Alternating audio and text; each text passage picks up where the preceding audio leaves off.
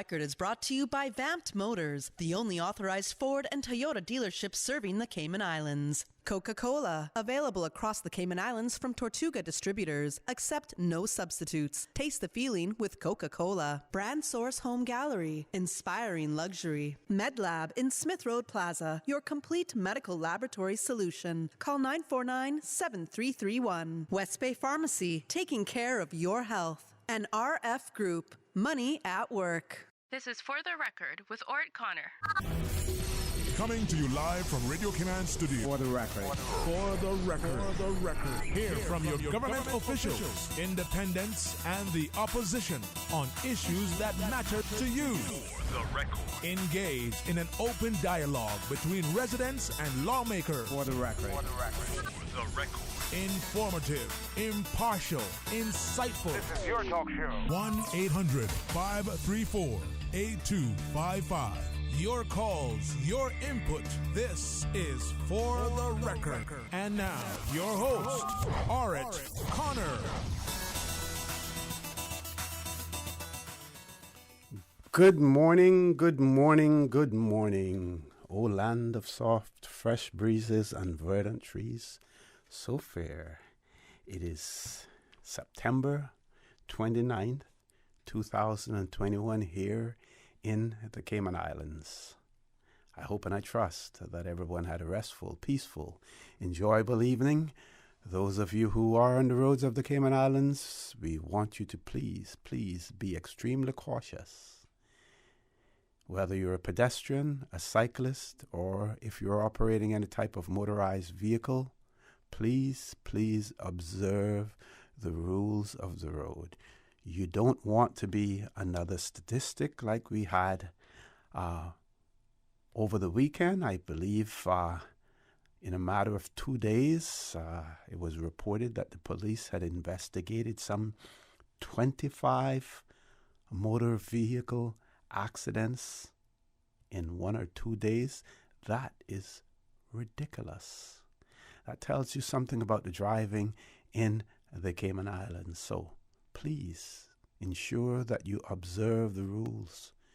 Use your common sense when driving. Remember that there are others on the road whose lives and safety you are placing in jeopardy when you fail to observe the rules of the road as well as to use the common sense approach to driving. If you do that, then the life that you save may just be your own.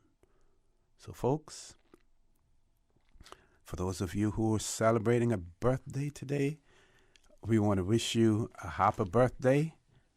Or if you celebrated one over the past few days, want to wish you a belated happy birthday as well. Those that are celebrating a birthday today, we have Miss Susan Whitaker, Miss Charmaine Bawden, Mr. Sean Clark, and Ransford and Victoria Terry, all celebrating birthdays today. And Dr. McFeel, our good friend, Miss Tit Tit. Most of us know her as Miss Tit Tit. Yeah. Miss Theoline Seymour. Or Wellington, sorry. She celebrated her 93rd birthday yesterday. 93rd birthday yesterday, Miss Tit Tit. Miss Tit Tit. I was just going to say to you, what's the birth day number? Because when I was young, she was a boy cub master. Yeah, yes. Along with Miss Francis and Miss Joyce. Miss Joyce, and yes. and also Miss Noel Johnson. Yes. She was 93 years old yesterday, and we know she listens to Susan in the morning, so. Well, we want to give her a big shout out. You mentioned her, and she has contributed so much to Cayman society that a lot of people don't know because those young boys like yourself and the Antonio Hawkins, the late Rupert McCoy, Kirkland Nixon, all of those that came up in the Cubs and the Scouts, in the 40s and 50s. Yes. She had such an influence on those persons, including myself, I must say. Yes, and including myself. I can remember doing all the marching and stuff in the old fort. That was in Dobson Hall. Yes, Scout headquarters and so forth, and getting ready for what was it, Memorial Day? What's it? Oh yes, when we had a Remembrance Day. We used to call it Remembrance Day. Or when parade, the governor came from Jamaica, or when a Mm-hmm. warship came in. Yep. And we had to march. We had to sleep in Dobson's Hall, and then after she gave us up, it was the thing I waited for all of my days when I was young was the transition from the Cubs to the Scouts. Oh yes, the investiture they call it. You get to wear that white uniform. But I got to wear that white uniform. And I remember, and the white hat. And I remember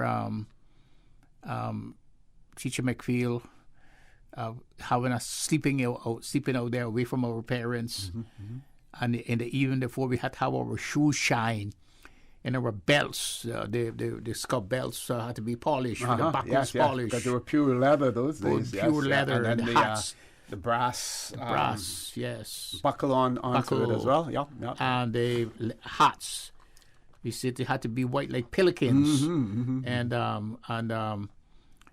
we had to get out there. And of course, I was a patrol leader, and I wanted my stripes. I wore my stripes, and of course, working for all of the badges, the merits that you got. Yeah. You had to work for to have wear them on your sleeve, and they were a thing of beauty to be able to say I passed this course to be able to get badges on this on badge. your sleeve. Yeah. You know? Now she also came from a extremely musical family. That's right. Her brother, Mr. Ferdinand. That's right. Played the organ, yes, and could play the piano too as well.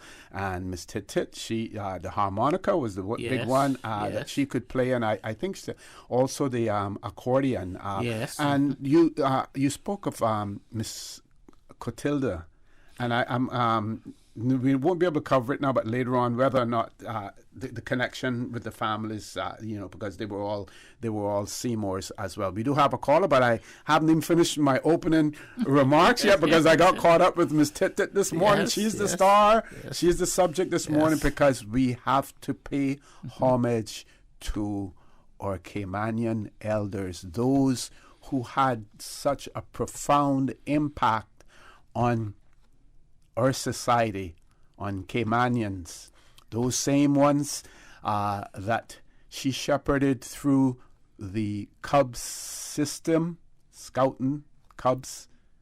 They were the ones who went off to sea later on.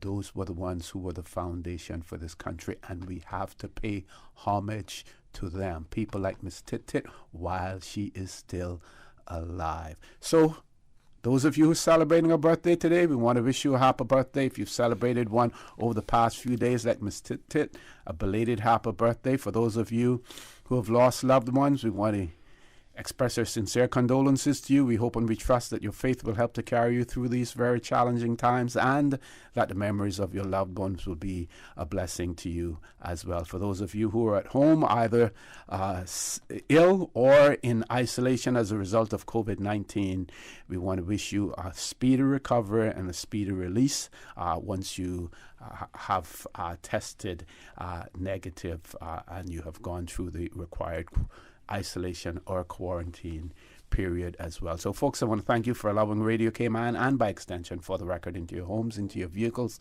as you traverse the busy roads of the Cayman Islands, into your places of work, wherever that may be. As you know, For the Record is a show produced by the staff and management of Radio Cayman, and it is geared towards keeping you abreast of issues as they arise and play out on the local, regional, and international scene. I'm your host, Art Connor, and you're welcome to join me every Monday, Wednesday, and Friday from 7:30 a.m. until 10 a.m. During that period, our phone lines are open. Beautiful radio voice of Miss Susan Watson waiting to take your calls. You can call us on a toll-free number provided courtesy of Flo. That toll-free number, 1-800-534-8255. You can also call us on 949-8037 and 949-6990. Email us, For the Record, one word, For the Record, at candw.ky. WhatsApp us, 925-3261, or simply watch us on YouTube by subscribing to Radio Cayman live stream. Going straight to the phone line, since that caller was such an early bird this morning. Caller, good morning. Welcome to For the Record. Good morning to you gentlemen in the studio. Good morning, good morning. How are you, ma'am? Just for the whole world, I'm good. Just for the whole world, I'm Charlene Peart, and I would like to wish Miss Tit Tit a happy birthday. I wasn't privileged, always knew where she was, we always knew where she was, but wasn't privileged to have a relationship with her when I was young. Mm-hmm. But as an adult, I've had the privilege of few conversations face to face, and she is just so wonderful. She's a wealth of knowledge, and she's humble and kind. Oh, yes. And for me and my family, my brothers didn't go Cub Scouting. The structure wasn't there, but I'm sure that one of them would have liked to have gone, and they would have met her in that way. But I'm happy to have met her, and like I said, I've had a few conversations with her. And again, she's so humble and she's so kind, and always sitting right there on my favorite street, Shedden Road. Happy birthday, Miss Tit Tit. And about our elders, yes, that's why I jumped the phone this morning and I heard that she's having a birthday. Caymanians, please let us learn to appreciate our elderly, yes, ourselves, but in particular our elderly. Not because they are humble, but they are humble and kind. And to me, that makes them both great, grand, and I could even add sophisticated to the name of persons like Miss Tit Tit. Okay, yes. Happy birthday. Thank you. Bye-bye. And one of my friends have related to me a story that when they visited Miss Tit, good friend of mine, name is Susan Watson. Some of you may not know her, may not recognize the name, but Miss Susan, when she once visited Miss Tit, and she asked her what was the secret, for living so long and staying so healthy, and her answer was, I mind my own business. Yes. So, folks, if you want to live long and stay healthy, you know how to do that. Mind your own business. So, Doc, the Seymour family, musically inclined. Yes. She can still, blow that, or what we call the mouth organ. Yes. The musical name for it, the harmonica, I believe. Mr. Ferdinand, a genius on the organ. Oh, yes. And the self-taught, yes, genius on the organ.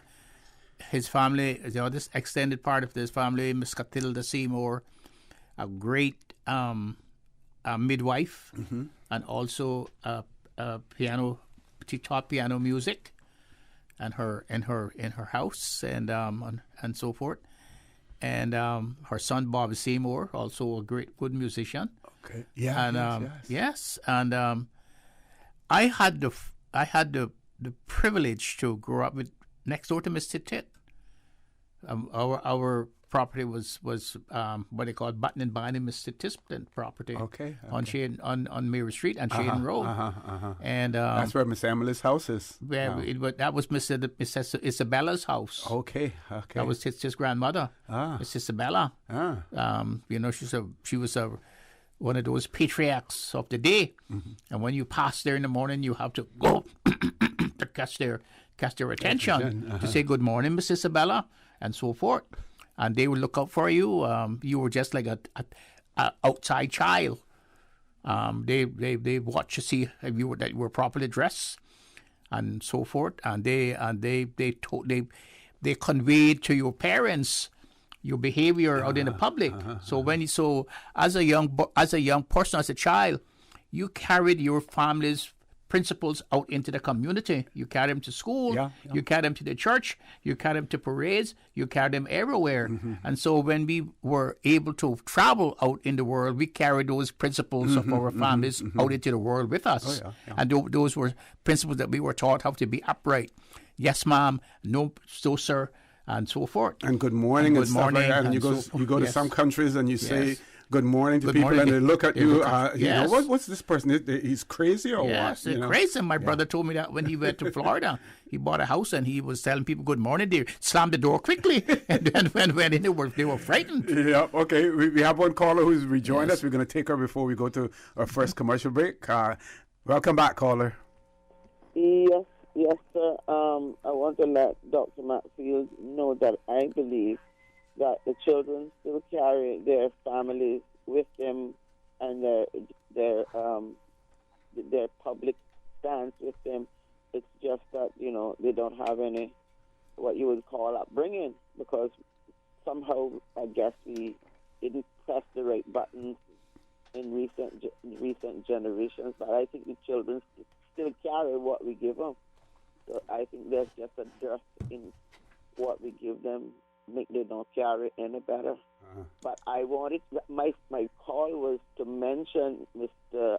Bobby Seymour, and to drill down and to mine you gentlemen's mind about the instruments he played and so on and so forth. But you got to it, but I still didn't hear about the instruments. I'm sorry if I went out a bit and missed them. But yeah, tell me about the instruments he played. Mr. Bobby played the piano, and he was one of the first bands of Martians, with Teacher McField, Bobby Seymour, and I think people like Harold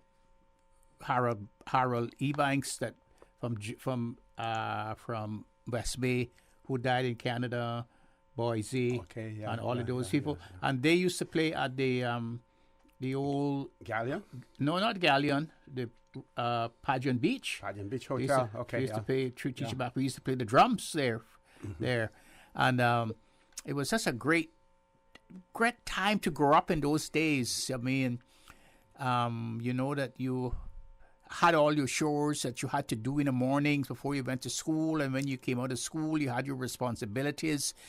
You were part of a household, that everything that they did, you were part of that. And so you had your responsibilities, and so from the time you could walk, I guess, and stuff, and talk and be able to do things, you had your responsibilities, and so we were all responsible young people who became responsible adults, and I don't see that much now anymore. Okay, caller. Well, thank you very much for that. Could I just ask one last question? Sure. Dr. McField, it has to be you to tell me this.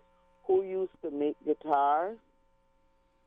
Yeah, we had a guy called... I'm going to mention the Shedden Road area in particular. Yeah. And thank you, gentlemen. Okay. We'll have Dr. McField respond to that when we return from our commercial break. Folks, please stay tuned for the record. We'll be back shortly. The Cayman Islands boasts of a long, colorful, and rich history. In tribute to our roots, Radio Cayman, the voice of the Cayman Islands, is pleased to bring you the Historical Vignette Series, brought to you by Rotary Central. For more than 110 years, Rotary members have used their passion, energy, and intelligence to take action on sustainable projects. The Cayman Islands, He hath founded it upon the seas. John Goodhue, late 1700s, 1840. G.T. John Goodhue was a vestryman representing Southwest South at the time of the 1831 meeting to establish an assembly of magistrates and vestry, the beginning of parliamentary democracy in the Cayman Islands. Radio Cayman's Historical Vignettes was brought to you by Rotary Central. For more than 110 years, Rotary members have used their passion, energy, and intelligence to take action on sustainable projects.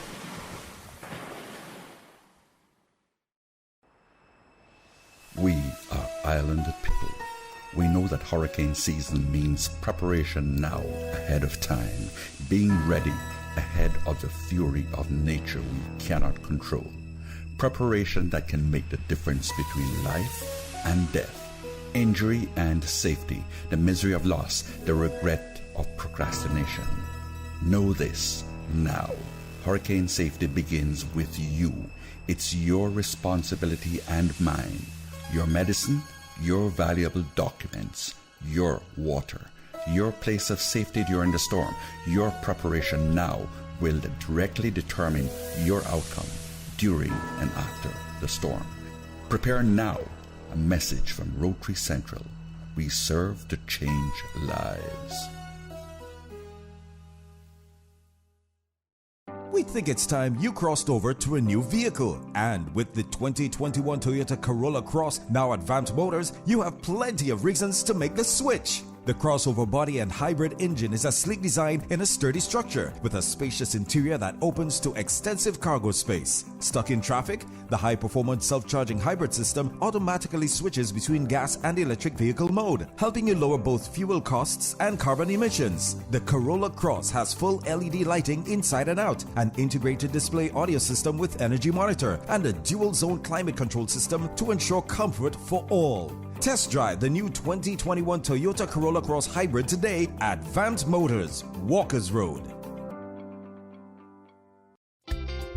For medical lab services in Cayman, go straight to MedLab. For a full range of medical services, pleasant, clean and comfortable environment, no long lines and affordable fees, visit MedLab at the Smith Road Plaza. Open Monday to Friday, 8:30 a.m. to 5 p.m. and half day on Saturdays. Call 949-7331 to make your appointment. For medical lab services in Cayman, MedLab. Ask our professional team about the benefits of cutting-edge technology with MedLab's new state-of-the-art digital mammogram machine.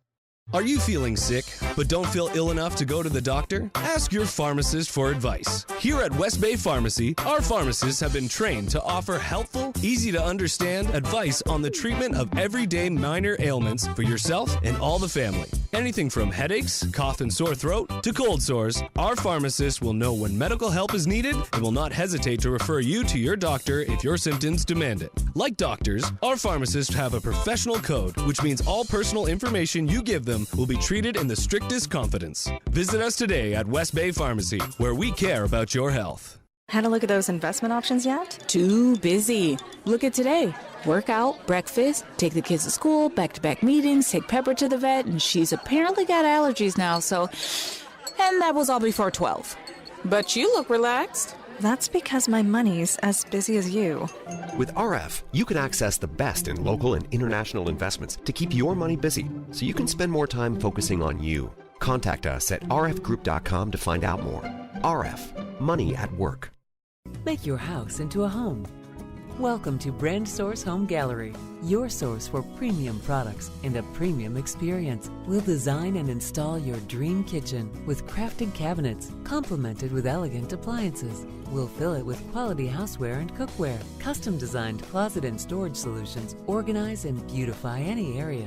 And with the finest bedding, you'll get a perfect night's sleep knowing Brandsource Home Gallery has everything you need to make your house a home. System 1 loaded. 1-800-534-8255. What is on your mind when it comes to the government, independence, and the opposition? Issues that matter to you. 1-800-534-8255. Waiting to hear from you. For the Record. This is For the Record with Ort Connor. Good morning and welcome back to For the Record. We have about 6 minutes before we will be going to our 8 o'clock news. That's because we went ahead... far beyond our first commercial break, but not a problem because it was for a worthy, historical, stimulating reason, talking about Shedden Road, talking about Miss Tit Tit with her last caller, and that question in relation to the person who made guitars and the person that I knew that made not only guitars but also made violins was a guy called Willie Jerusha. He was violin with a Patterson, and he was a genius too.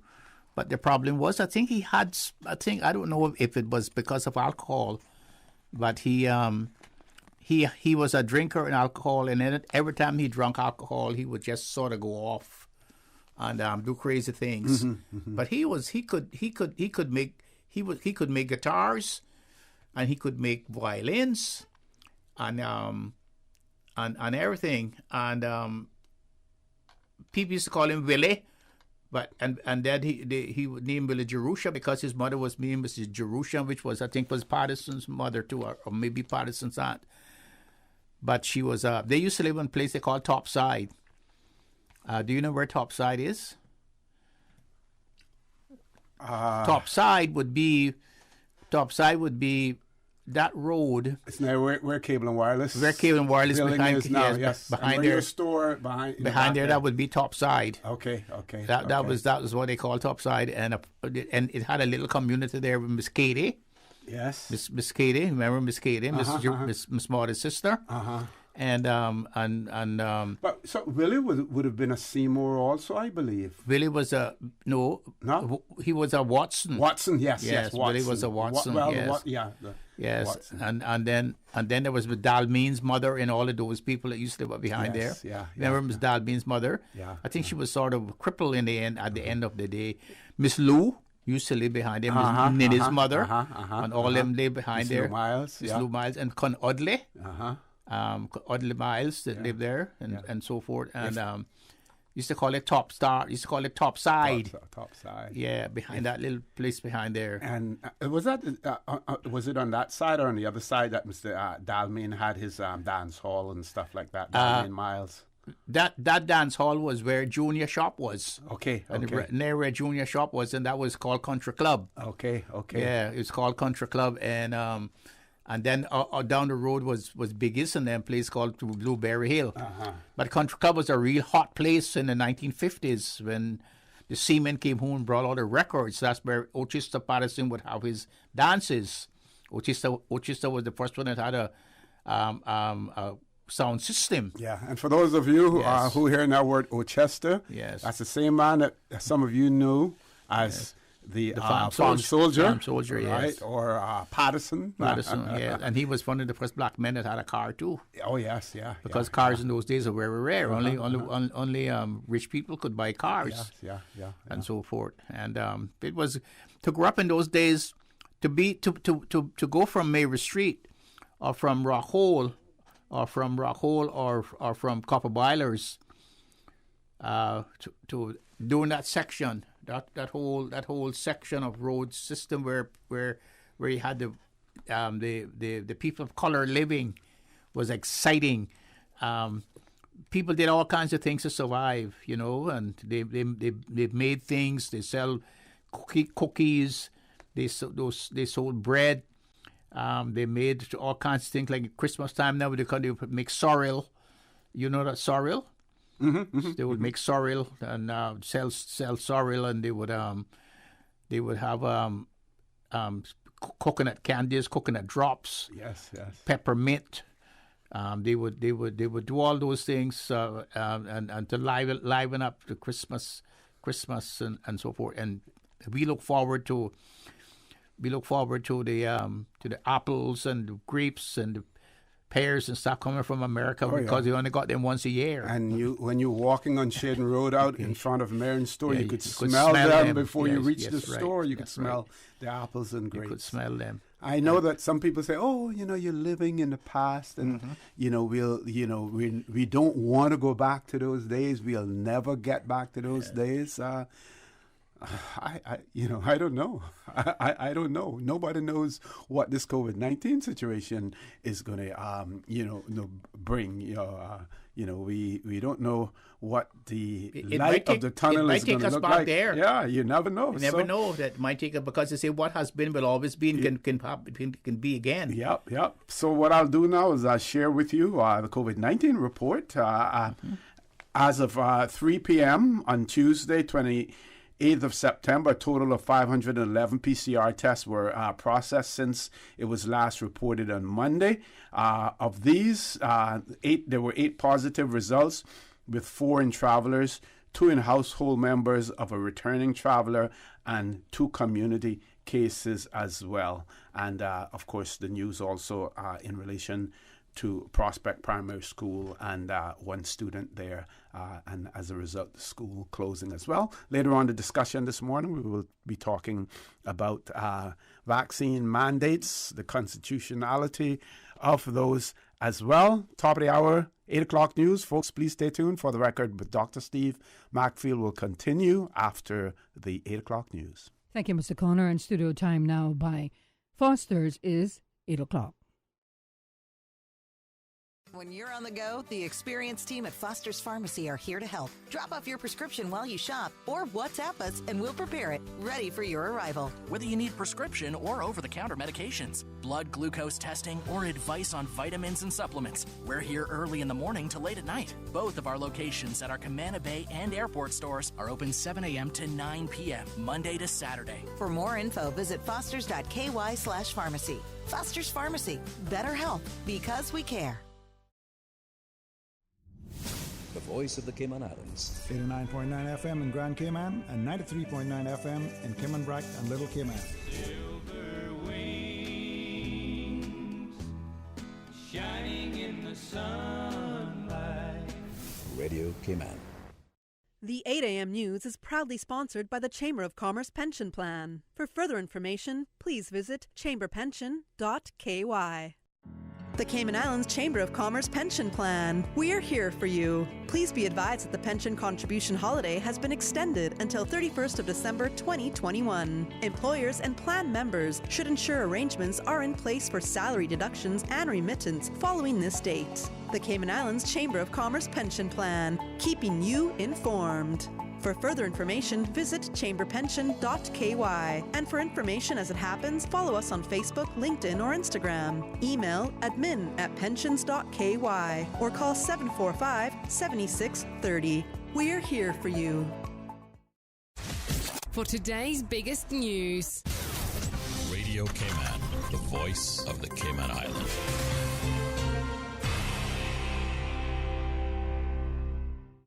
With your latest news, I'm Carsley Fuller. Effective immediately, all marine vessels traveling from Grand Cayman to the sister islands need to get a clearance letter from Customs and Border Control. Radio Cayman's April Cummings reports. Customs and Border Control says anyone on the vessel over the age of 16 must provide a vaccination certificate to the CBC officer at the Port Authority and must not be showing any respiratory symptoms or symptoms of the COVID-19 virus in order to travel to Cayman Brac or Little Cayman.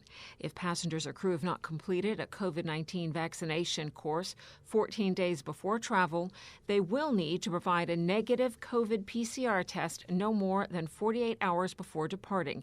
This includes anyone on board over the age of 5 years. Documents are to be presented to the CBC office located at the office of the Port Authority on the Georgetown waterfront. Once the required paperwork is submitted, a clearance letter will be issued immediately, a letter that will need to be presented to the CBC officer upon arrival to the sister islands. April Cummings, Radio Cayman News. To read the full regulations, head to cbc.gov.ky.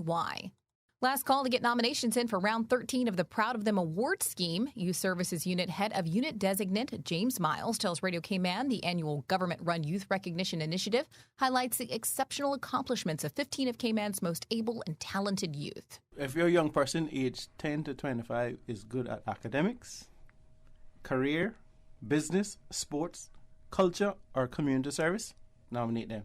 Nomination forms can be completed online at youthservices.ky. The forms can also be accessed from the YSU website or submitted by email at info.ysu@gov.ky. Nominations close on September 30th. The selected 15 honorees will be announced at an awards gala early next year. Each awardee gets a $1,000 check, and they will be featured on roadside billboards across Cayman for the next 12 months. And the University College of the Cayman Islands gears up to host its first ever Community Engagement Program Scholarship Awards. 46 students will be awarded with scholarship support for the inaugural year, and this will be presented on Wednesday at 2:30 p.m. UCCI officials say these scholarship awards were made possible by an annual gift of $50,000 from Beverly and Thomas Simpson. Selection is based on financial need, which means that many of these students might not otherwise get to attend college. Now with a check of international news, here's the BBC, which will take us out of the newscast. I'm Karsley Fuller from Cayman's newsroom. BBC News with Debbie Russ. In its latest warning about Ethiopia's civil war, the United Nations has said that only 10% of the required aid is reaching affected areas of the Tigray region. The UN humanitarian chief, Martin Griffiths, said there was in effect a blockade and hundreds of thousands of people in Tigray were living in famine-like conditions. Japan's governing Liberal Democratic Party has elected a new leader, Fumio Kishida, who's almost certain to become the country's prime minister within days. Mr. Kishida, a former foreign minister, replaces Yoshihide Suga, who resigned after only a year in office over his handling of the pandemic.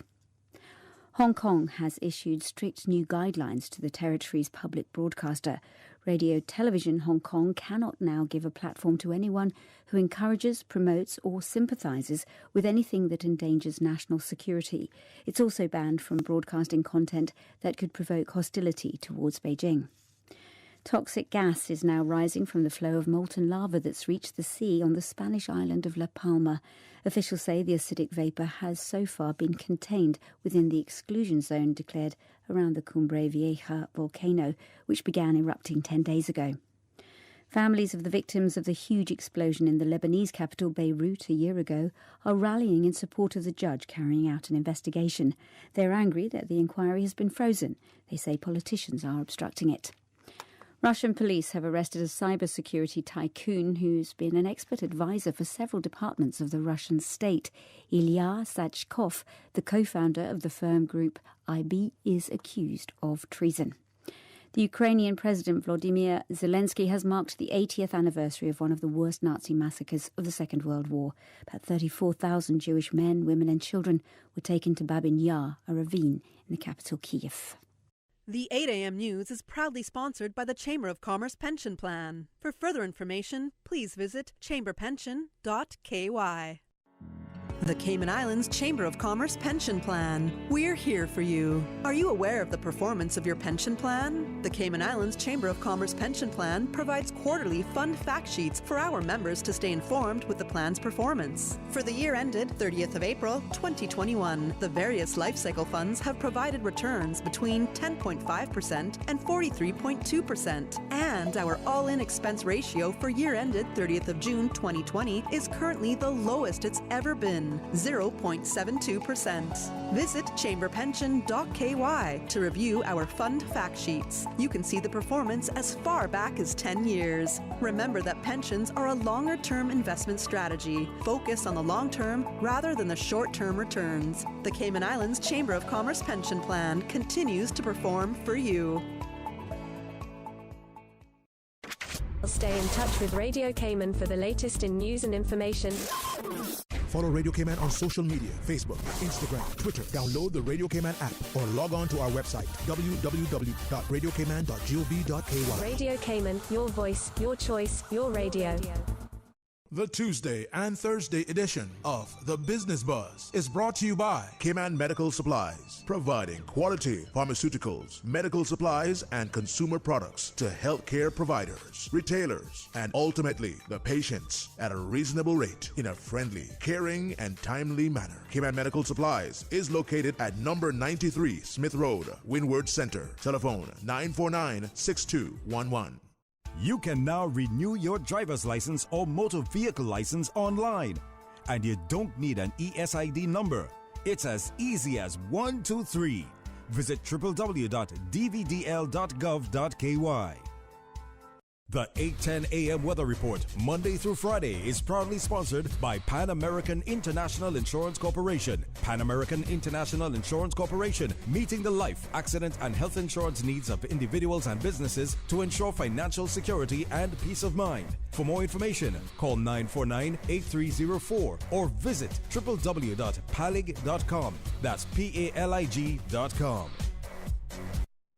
Pan American Life Insurance Group can help you take your employee benefit solution to the next level. For more than 110 years, millions of people have trusted PALIG because we've always delivered on our promise. PALIG is the only insurer providing group policies to as few as 3 employees and has the ability to combine life, health, disability, and income protection to provide you and your employees with a complete employee benefits package.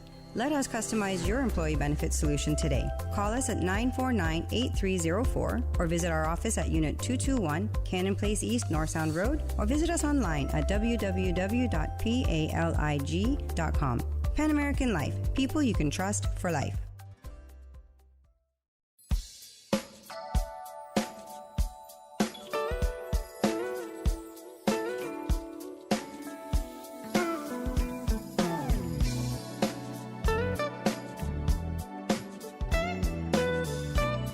Good morning. Let's take a look at the latest weather report. Current temperature is 82 degrees. Relative humidity is 91%.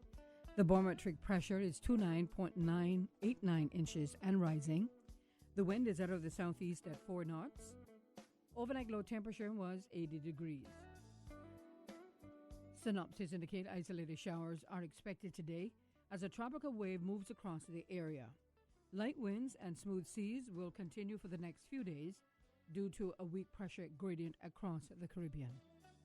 Radar images show isolated showers north of Cayman Bracken Little Cayman, drifting towards the southwest. The National Hurricane Center in Miami, Florida is issuing advisories on Hurricane Sam. For further details, you can visit www.nhc.noaa.gov. The system poses no threat to the Cayman Islands. Now, the forecast for the Cayman Islands for today, calling for partly cloudy skies with a 30% chance of showers, and temperatures will be in the upper 80s. Winds will be northeast at 5 to 10 knots, and seas will be smooth with wave heights of less than 2 feet. Pretty much the same for tonight, partly cloudy skies with a 40% chance of showers and possible thunder, and temperatures falling to the mid-70s tonight. Winds will be northeast at 5 to 10 knots, and seas will be smooth with wave heights of less than 2 feet. Low tide will be this morning at 10:25, high tide this evening at 5:57. The sun will set this evening at 6:15 and will rise tomorrow morning at 6:16.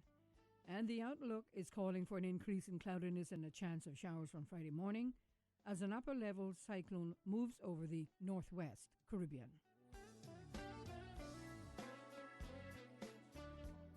10 a.m. weather report, Monday through Friday, is proudly sponsored by Pan American International Insurance Corporation. Pan American International Insurance Corporation, meeting the life, accident, and health insurance needs of individuals and businesses to ensure financial security and peace of mind. For more information, call 949-8304 or visit www.palig.com. That's PALIG.com. We at Pan American Life Insurance Group are here to help you protect your family and your income. For more than 110 years, millions of people have trusted PALIG because we have always delivered on our promise. Life insurance is not only about death, but also about living benefits. We'll help you secure the life insurance, accident and sickness disability income you need to protect you and your family. Call us today at 949-8304 or visit our office, Unit 221, Cannon Place East, North Sound Road, or visit www.palig.com. Pan American Life, people you can trust for life. During these unprecedented times, Radio Cayman, the voice of the Cayman Islands, is pleased to bring you the Cayman Strong Series. The Cayman Strong Series is brought to you by OnCourse Cayman. Visit oncourse.ky to view a full list of wellness services and their qualified team. OnCourse Cayman, health, wellness, and happiness. Achieving your goals is a very rewarding feeling, but at times can feel very frustrating, especially if and when we miss our target. As you approach your goals in life, set yourself up for success. When setting your goals, celebrate your progress. It's important to acknowledge progress each step of the way as you achieve your goals. Everything that you do to move in that direction gets you a little closer. Planning small rewards along the way can help to keep things interesting and give us a taste of what sweet success will be like. Change your thinking and change your life. Radio Cayman's Cayman Strong series was brought to you by OnCourse Cayman. Visit oncourse.ky to view a full list of wellness services and their qualified team. OnCourse Cayman, health, wellness, and happiness. These days, feelings of loneliness, anxiety, stress, and depression can be overwhelming. Just know you are not alone. OnCourse Cayman offers private mental health services for children, teens, adults, and groups. Visit oncourse.ky to view a full list of wellness services and their qualified team. OnCourse Cayman, health, wellness, and happiness. The traffic report is brought to you by Subway. Planning a meeting, event, or office celebration? Visit subway.ky to place your catering order today.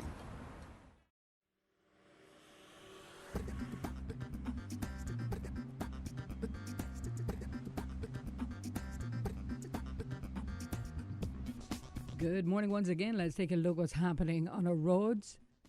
Coming from the east, especially on the Linford Pearson Highway, bumper-to-bumper traffic. Delays expected, but you're going to get to your final destination, so just have a little more patience. Coming off of Linford Pearson Highway on Agnes Way, traffic also busy. Steady traffic on the Esterly Tibbetts Highway in both directions. Light to moderate traffic flow on Owen Roberts Drive. As we look to Godfrey Nixon and Eastern Avenue, traffic is flowing moderately, as well as coming from the West Bay four-way stop. On Cool Road, traffic flowing moderately in some sections, other sections steady but flowing. Now, if you've seen accidents or incidents on Cayman's roads, give us a call here at Radio Cayman, 949-6990. Have a good morning and click it or ticket. You see how hard it's raining? Yeah, and I don't have time to fight traffic and get my lunch from Subway. I have so much work to do. Why don't you order Subway by using the Let's Eat or Bento app? Save time, stay dry, and get your sandwich fast. I never thought of that. Great idea. I'm going to order now. Order me a veggie pizza while you're at it. And a cookie platter for the office. Too busy at work or home? Is the rainy weather stopping you from dining out? Order your favorite Subway sandwich, wrap, or pizza through the Let's Eat or Bento app with fast and reliable delivery. Subway, eat fresh. The traffic report is brought to you by Subway. Planning a meeting, event, or office celebration? Visit subway.ky to place your catering order today. When we celebrate our connections to the diversity of people from all walks of life striving for recovery, we find support and courage to speak up for inclusion, respect, and opportunity. This September, celebrate National Recovery Month. Recovery is for everyone, every person, every family, every community.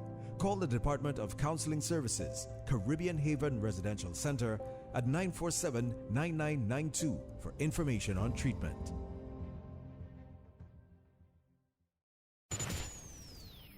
Radio Cayman News. A collision on Fridays leads to one fatality. Academy Sports Club says his death has, quote, shaken the entire football community. In the attack, one man took a bullet to the leg, and police say a second man was We do need to be able to live and move forward with COVID in the community. Radio Cayman. Your voice, your choice for today's biggest news. For the record, with Ort Connor. Initiating system. For information that matter. For the record, with Orit Connor. Continues right now on Radio Cayman. Good morning and welcome back to For the Record. My pleasure to have in the studio with me this morning Dr. Steve Macfield. We do have a caller who's been waiting for the news to end. Caller, good morning. Welcome to For the Record.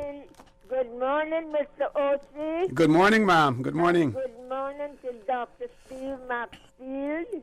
Good morning, Miss Georgette Ebanks. How are you, ma'am? Haven't heard your voice for such a while now. That's true. And this morning I think I have but a frog in your throat. I think I must have a whole lot of frogs in my throat this morning. Yes. But anyway, as I just told my dear friend Susan, I'm not long-winded. I only want to ask a question. And I'm positive Dr. Steve Macfield will know the answer. Was Mr. Charlie Bantic Miss Jerusa's husband? Mr. Charlie who? Charlie Bantic, they used to call him. The man that used to oversee the prisoners when they fixed the roads. The best roads we ever had were the ones that the prisoners did, and he was the overseer. Would that be Mr. Charlie Martin? They called him, I don't know about Martin. I only heard from time I was quite almost a little girl. Charlie Bantic. Okay, and he lived in the we used to call in the east, or St. Martin Square. Probably that's where he lived. Yeah. I don't know. Yeah, that's Mr. Charlie Martin. That was Mr. Charlie Martin. Mr. Charlie Martin was almost a god, and he inherited that. I heard the name Charlie Bantic. Yeah, well, probably that's what the nickname for him. But his father would have been Mr. Arthur. He inherited that name from Mr. Arthur. Mr. Arthur actually came from Grenada. He was a Grenadian. He came and married into the Cayman family. Sorry to interrupt you, but the best roads we ever had were the ones that he over whatever his name was or wherever he came from. The best roads we ever had. He was the overseer, because when he made them hold that big mallet and pound that down. Oh yes, that's Charlie Martin. Yes. Those roads. When we had all these different things done with pipes and stuff, they had to work hard to get that road dug up. And I thank you so much. And God bless you, Mr. O.C., and you, Dr. Steve Macfield. Thank you, ma'am. Thank you, If you're listening, Miss Georgette, not only did they had to make the road, but they had to clear the bush and fill the what we call rock holes with the marl, and Mr. Charlie's father, we used to call him Conarthur. And Mr. Macpherson Thompson and Mr. Bonner Russell were also road builders. They built the first bridge across Crew Road, because Crew Road was a swamp. They had to build a bridge across it in those days, and they would build the bridges across it.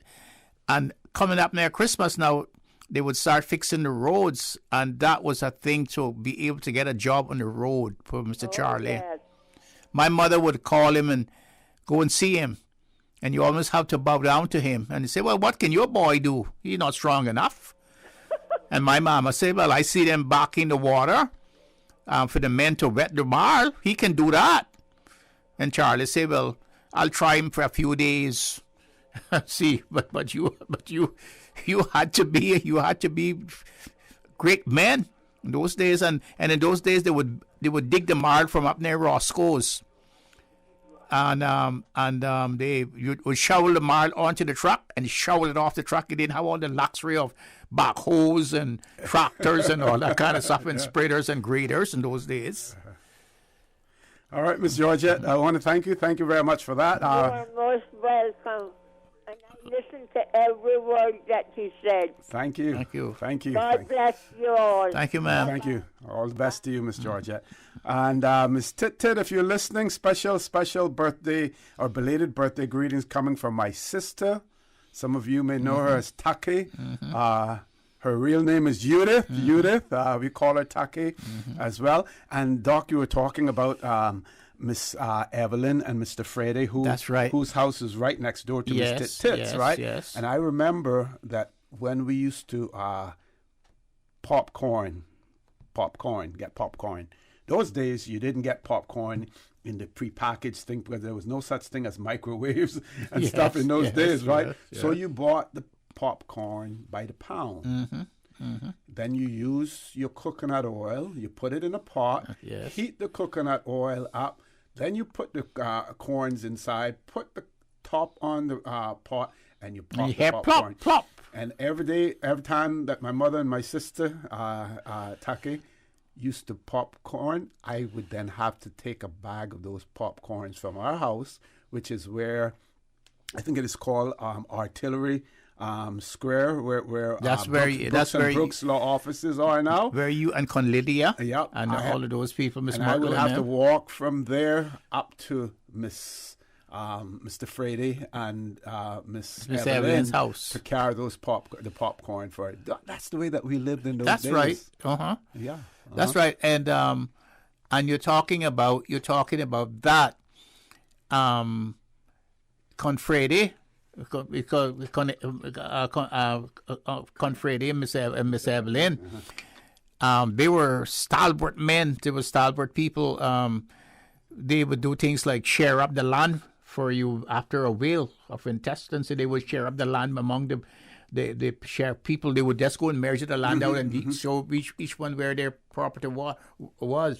and things like that. And he was well known in the district, and he was a Westerman too, and Miss Evelyn and some other woman down the street from us.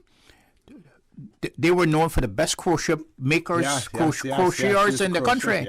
They would sell crochet in America. They make bedspreads and pillowcases and sell them in the States. Okay. A woman called Mr. John Lonza's wife. I can't remember her name now, but she used to live in a house now where Heber Arch has his office. Okay. Yes, and she used to do crochet work, and Miss Evelyn used to have that, and you could see that on display in November when they had the bazaars. Okay.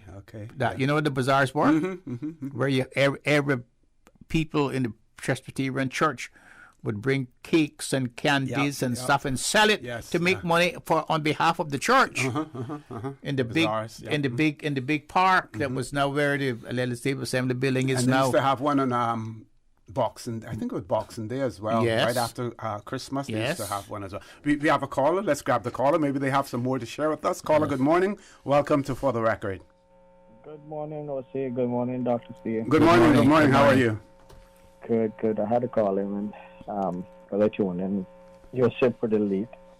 But when they were talking about Patterson and them, but O.C., I got to come back to you first. The popcorn, they would cook that oil. I can smell it and taste it now. That's the best popcorn you can get. I'm telling you, yep. Up until today, I still do it. Okay. Yeah. And I tell you, man, when you pop that with that coconut oil, oh my goodness. Anyway, to Mr. Patterson now, when I was growing up, I could remember him driving his car. Because, I mean, hardly anybody had any music to listen to. He would drive his car with his old record player and loudspeaker, and you could hear him for miles because he had to drive slow because of the road. And then if he hit a bump, he had to go to the end. So he had to stop and put it back on. So you could hear him for miles coming. We used to run out in the yard to listen to the music. Even on Sundays, he would put on his gospel music and he'd drive through the town, coming straight east, and then come back down. And it was a thrill. And Willie Jerusha, I can remember him. He was a comedian, in my opinion. Yeah. I remember him taking Mr. Borden Pierce and selling them back to him. Well, Jerusha was almost a genius that was plagued by alcohol. Yeah. That was his problem. Yeah, and in those days, when their alcohol was scarce, they would drink.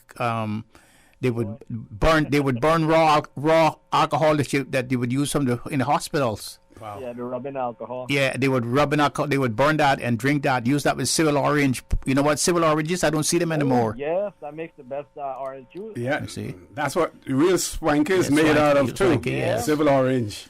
Yeah, that makes the best. And oh goodness, you rub that over the fish when you cleaning him and stuff. The best. I can remember watering. Yep. Yeah. So. Okay. Well. Those are the days. Mm-hmm. Yep, those were. Thank you very much for that, caller. we can take another call before we go to the break. Caller, good morning. Welcome to For the Record. Yeah, good morning, O.C. Hey, morning. How are you? Good morning to Dr. Steve. Good morning, sir. I just thought I would call in to help Dr. Steve with the name of the Mr. John Lonzo's wife. Miss Anna. Miss Anna. Yeah, I just remembered it. Yes. Yeah, man. Yes. We used to have to go across there, and she had a nice guinea tree in her yard. In fact, she sold you all that property that you lived on. That was their land. Yes, correct. And it was empty, and they sold it all to Mr. Rupert. Well, my mom bought it first. Yes. With money that he sent for her. Mm-hmm.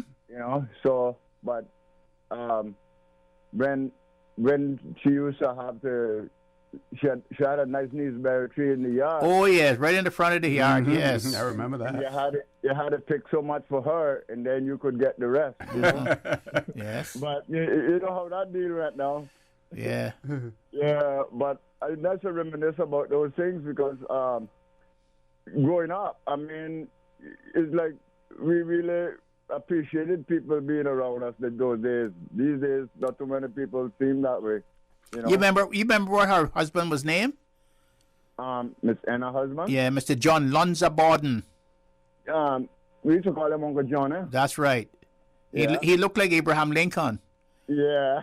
yeah, with a big old stove hat. Yeah. And he used to check out the goods that come off the ships on the dock for the customs. Yeah, well, I didn't remember too much about that because, I don't know, it was always busy on Mary Street, especially when all the fruits were bearing and, you had pears, oranges, grapefruits, shaddock, or whatever they call them. And speaking about Ville, I remember Ville had stole some eggs from Mr. Norbert Thompson, and they carried the court, and Ville told them that the eggs were spoiled. yes. If they didn't believe him, they could open them up, So they didn't want to take that chance. So apparently the judge had showed out the case, he stole the rotten eggs there. But Willie was a genius. Oh yes, yes, he was. He could do all kinds of stuff, and he could be funny when he wanted to be too. Yes. He could carry about 3 20-foot lengths, 2x6 on his shoulder. That's right. yes. I mean, he had them balanced there, And I mean, that was a long distance. I mean, from out on either Lawrence Thompson or whoever sold lumber those days. But he didn't buy anything, He really didn't buy anything. So if he sees something throw down in your place, asking you for it, he move it for you. If you say something to him, tell him that you didn't want to get rid of it. But man, he was a genius. Yep. All right. My friend, take care. Thank you very much. No problem, man. Look to hear from you again. Folks, we're going to take a commercial break. If we have any callers on hold, we will take those callers as soon as we return, so please stay tuned. Since March 2004, West Bay Pharmacy has kept their doors open to the local communities, even before, during, and after Hurricane Ivan. At West Bay Pharmacy, our staff provides so much more than pharmaceutical excellence. From the moment you walk through our doors to completing your cash out, our staff will have put your healthcare concerns at ease. We would like to take this moment to thank our loyal friends and customers. To us at West Bay Pharmacy, our patients are our primary concern. We provide thorough background checks and precise calculations to ensure your medical safety. Thank you for being a part of our family and for choosing West Bay Pharmacy, where we care about your health. What's that? No sugar, same amazing taste? Coca-Cola Zero Sugar is here to stay. Classic taste, pure satisfaction. Be sure to stop into any Tortuga location and get your own case of Coke Zero. Or grab an ice-cold one straight from the cooler. Brought to you by Tortuga Distributors Limited. Coca-Cola, taste the feeling, Cayman. For medical lab services in Cayman, go straight to MedLab. For a full range of medical services, pleasant, clean and comfortable environment, no long lines and affordable fees, visit MedLab at the Smith Road Plaza. Open Monday to Friday, 8:30 a.m. to 5 p.m. and half day on Saturdays. Call 949-7331 to make your appointment. For medical lab services in Cayman, MedLab. Ask our professional team about the benefits of cutting-edge technology with MedLab's new state-of-the-art digital mammogram machine. If you think you might be infected with COVID-19, take these steps to help prevent other people from getting sick. Stay home except to seek medical care. Call your doctor before visiting. Separate yourself from others who live with you. Wear a mask. Cover your coughs and sneezes with a tissue and clean your hands right away. Schedule a COVID-19 test by visiting hsa.ky. Stay aware of how you feel. If you start to have difficulty breathing or if you're worried about your health, call your doctor. For more tips, visit www.gov.ky/coronavirus. System 1 loaded. 1-800-534-8255. What is on your mind when it comes to the government, independence, and the opposition? Issues that matter to you. 1-800-534-8255. Waiting to hear from you. For the Record. This is For the Record with Ort Connor. Good morning and welcome back to For the Record. In studio with me, Dr. Steve Macfield. And I must say, Miss Tit's birthday yesterday, and us talking about that today has generated some conversation. Yeah, wow. Susan, we have anyone on hold on the phone lines? Yes, we do. Caller, good morning. Welcome to For the Record. Yes, it's me again, Margaret. I'm calling back to congratulate you on your first full program, which will move into the 12 p.m. news. Congratulations, son. Because you can't close this off now just like that. Dr. Steve, please tell him he can't do that. He can't do that. All of them names, I mean, I didn't know everybody because I was too young, but I remember every one of those names, and everybody knew those people because all people from North Side, East End, Bordentown came into town, so everybody knew those people. And, you know, like they say, right down top side, I hadn't heard that in like decades. Forgot about it. So this program can't finish now. Talk to management behind the scenes. You know, it can't finish. Will and do. I hope the rest of the public will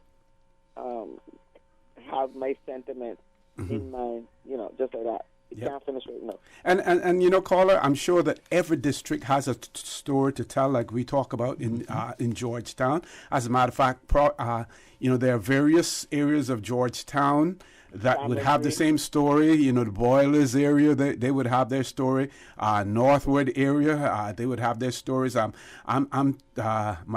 good friend Alan Moore would talk about the guys from down Northwood who could sit on a pint bottle. They could, you know, set a pint bottle up and sit on that. That in itself was a skill. That's how they sat around and chatted. Yes. And down north, we now know it's up north, but we used to call it down north.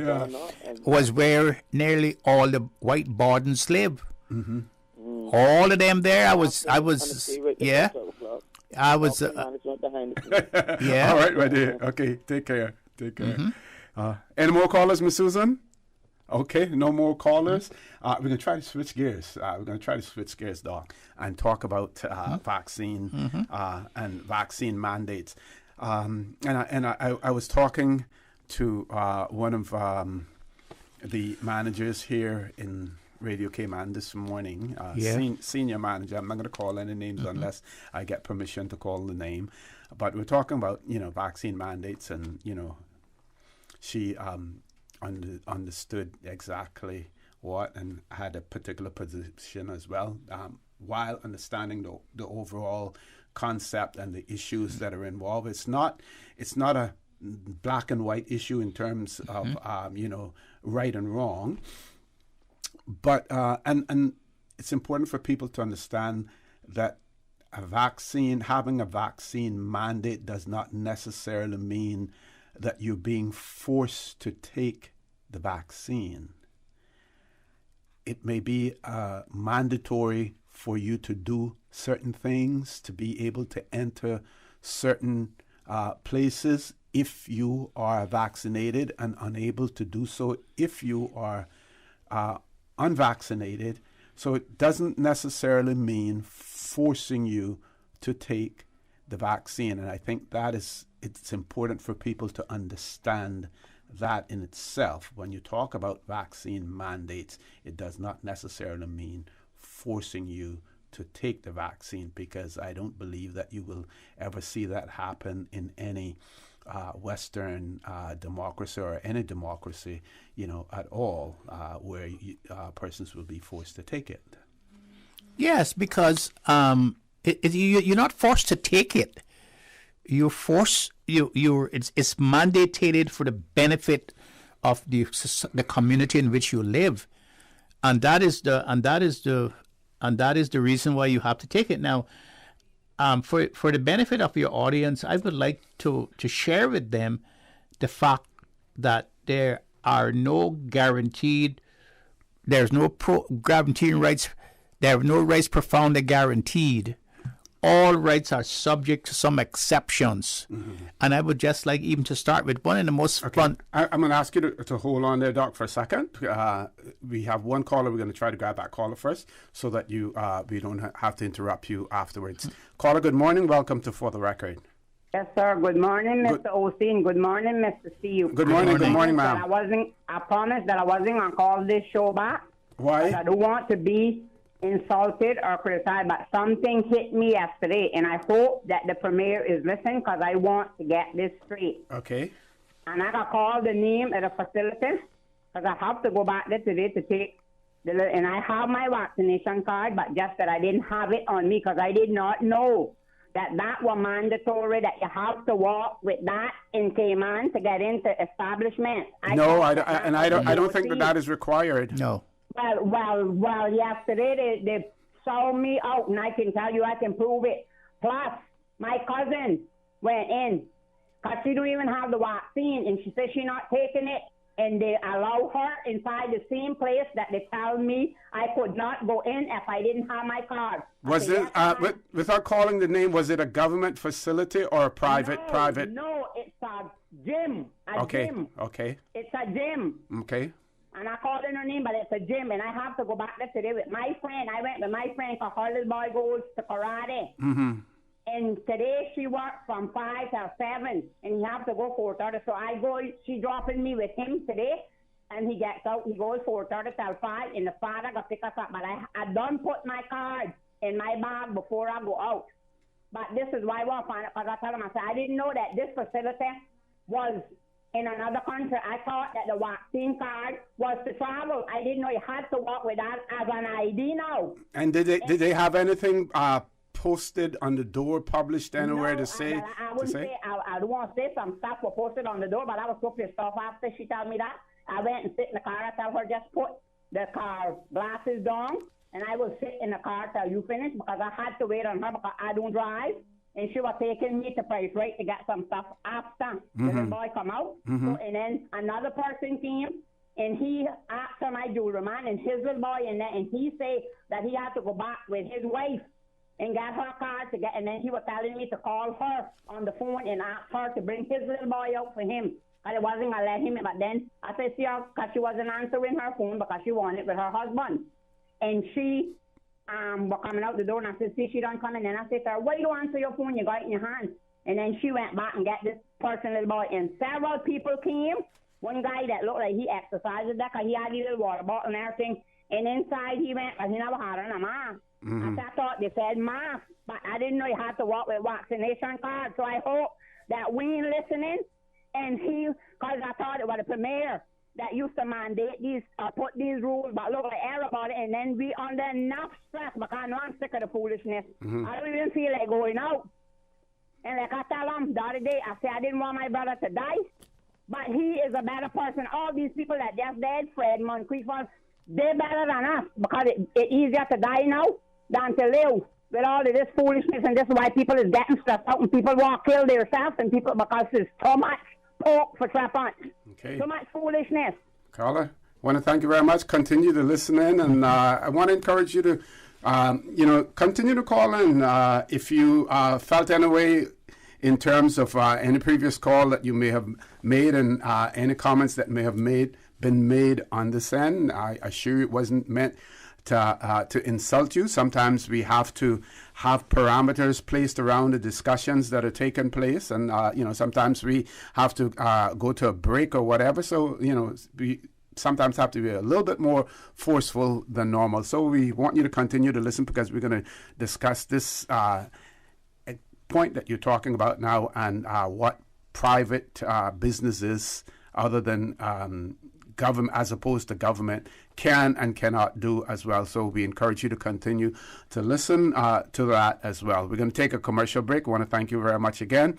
Folks, please stay tuned. For the record, we'll be back shortly. What's that? No sugar, same amazing taste? Coca-Cola Zero Sugar is here to stay. Classic taste, pure satisfaction. Be sure to stop into any Tortuga location and get your own case of Coke Zero. Or grab an ice-cold one straight from the cooler. Brought to you by Tortuga Distributors Limited. Coca-Cola, taste the feeling, Cayman. Are you feeling sick but don't feel ill enough to go to the doctor? Ask your pharmacist for advice. Here at West Bay Pharmacy, our pharmacists have been trained to offer helpful, easy-to-understand advice on the treatment of everyday minor ailments for yourself and all the family. Anything from headaches, cough, and sore throat to cold sores, our pharmacists will know when medical help is needed and will not hesitate to refer you to your doctor if your symptoms demand it. Like doctors, our pharmacists have a professional code, which means all personal information you give them will be treated in the strictest confidence. Visit us today at West Bay Pharmacy, where we care about your health. Make your house into a home. Welcome to Brandsource Home Gallery, your source for premium products and a premium experience. We'll design and install your dream kitchen with crafted cabinets, complemented with elegant appliances. We'll fill it with quality houseware and cookware. Custom-designed closet and storage solutions organize and beautify any area. And with the finest bedding, you'll get a perfect night's sleep knowing Brandsource Home Gallery has everything you need to make your house a home. For the record, with Ort Connor. Initiating system. For information that matters. For the record, with Ort Connor. Continues right now on Radio Cayman. Good morning. Welcome back to For the Record. Dr. Steve Macfield in the studio with me. Doc, over to you now. Sorry I had to interrupt you before, but we wanted to take that caller first. Where were we? Well, I'll ask you to let's deviate a little bit and talk about specifically what the caller had to say in relation to this private business, private company that. Yes, it's obvious that based on the caller's information, that it was a private gym that she attended. And in those circumstances, it seems to me that when you are asking people to provide private services for you, that they can impose their conditions and how those services are going to be provided for you. There are certain conditions, and as we have said, provided they're rational, reasonable, and proportionate, and they can set the conditions and your entry into their private realm, and those conditions might not be favorable to you. So, well, if they're not favorable to you, then you should not use them. Probably you should find someplace else that is more favorable to what you believe is right and reasonable and practical. Mm-hmm. Because the Bill of Rights and freedoms do not apply out into the private sector. They are only rights and freedoms that are supposed to be guaranteed between the government and the subjects, mm-hmm. but they're not horizontal between party and party. Right. They're only vertical between the government and the people, and the government governs. And even even in the most one of the most fundamental, profound right under the Bill of Rights in the Constitution is the right to life. Mm-hmm. And I'd just like to read that for your audience because it's very important. And it says, right to life, Bill of Rights, Section 2, it says everyone's right to life shall be protected by law. Mm-hmm. No person shall intentionally be deprived of his or her life. And then it goes on to say a person shall not be regarded as having been deprived of his life. That's the exemption now. Mm-hmm, mm-hmm. Because everything is subject to an exemption. Yeah. And it says no person shall be regarded as having been deprived of his or her life in the contravention of this section if he or she dies as a result of the use to such extent and in such circumstances as are permitted by law of such force as is absolutely necessary. And the force and what is absolutely necessary is for the defense of any person from violence in order to effect a lawful arrest or to prevent the escape of a person lawfully detained for the purpose of suppressing a riot, insurrection, or mutiny, or he or she dies as a result of a lawful act of war. So, although you have the rights, you can be killed in the defense of saving a person from violence. You can be killed in order to effect your arrest or to prevent your escape from lawful detention, or you can be killed for the purpose of if you engage in a riot or in an insurrection, or you can be killed if you're sent to fight a lawful war. Mm-hmm. So it's a similar thing with the vaccine. Similar to that section. Section 16 is the section that gives the right the non to not be discriminated against. Yeah. And but also those rights are subject to exemptions. Mm-hmm. Because although you have the right not to be discriminated against, and then I would like to read what the exemptions are. It says, no law or decision of any public official shall contravene this section.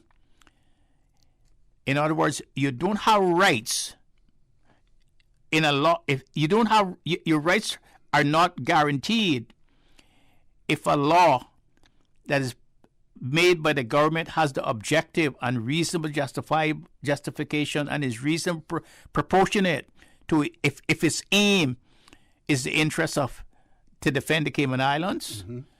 for the public safety of the people, mm-hmm. To conduct public order, mm-hmm.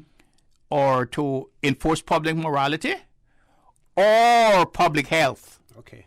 And it seems to me that the COVID pandemic would come under the public health. So if the government passes a law to say because of the COVID, the public health is in danger, jeopardy. Mm-hmm. And in jeopardy, they can pass a law to say that the COVID vaccine could be mandatory. Okay, we're going to grab a caller. Caller, good morning. Welcome to For the Record. Hello, good morning, Mr. Conan. Good morning. Good morning. Good morning. How are you? Good morning. I appreciate and I thank you for your interpretation of the law as you see it. And one thing I would like to emphasize, because I realize that the purpose of reading that section and then going to the subsections to support it is to highlight to the general public that if the government so chooses to implement a mandated vaccine law under that section, that they're not in any violation of a human right. Exactly. All right, but what I want to also highlight is that not because laws and interventions of the law is written within certain subsections mean that those laws are right against a person or correct against a person's human rights. Now, we can argue the determination of what's in the law now, and we may have to go by that, okay? Mm-hmm. But what I would like to say is this, because also in that section, it highlighted that if the government deems that it is unsafe or there is some threat to public health, right? Okay, so I have some very real statistics, and it's not about the vaccine, and it's not about COVID-19. This is about the current situation, and one would argue that the reason why these statistics are are non-existent is because some of the measures we had taken in 2020, in terms of ensuring that we had certain protocol in place to give us our best opportunity to avoid COVID, right? So, having said that, I think that the record would reflect that there has not been one single death of COVID of any Caymanian in Cayman Islands since the pandemic started. That's number one. Number two, I feel, and when we talk about the word discrimination, I feel that if the government, because of what they're doing now in terms of mandating vaccines, it's not for everybody. It is for a select few people, regardless if we want to label them work permit holders or work permit renewals or PR renewals, whatever the case may be, or frontline workers. I do know for a fact that Mr. Wayne Panton told me directly 2 Mondays ago that he was going to implement it for those areas only, not general mandates for Caymanians and everybody across the board. Okay. Okay? That's what he told me, quote unquote. Now, here is where I have the problem, Mr. Macfield, and you're the lawyer in the room, and maybe you could explain it better to me. If the government proceeds to implement a mandatory vaccination for only 2 sections of our society, which is what I was told directly from the Premier.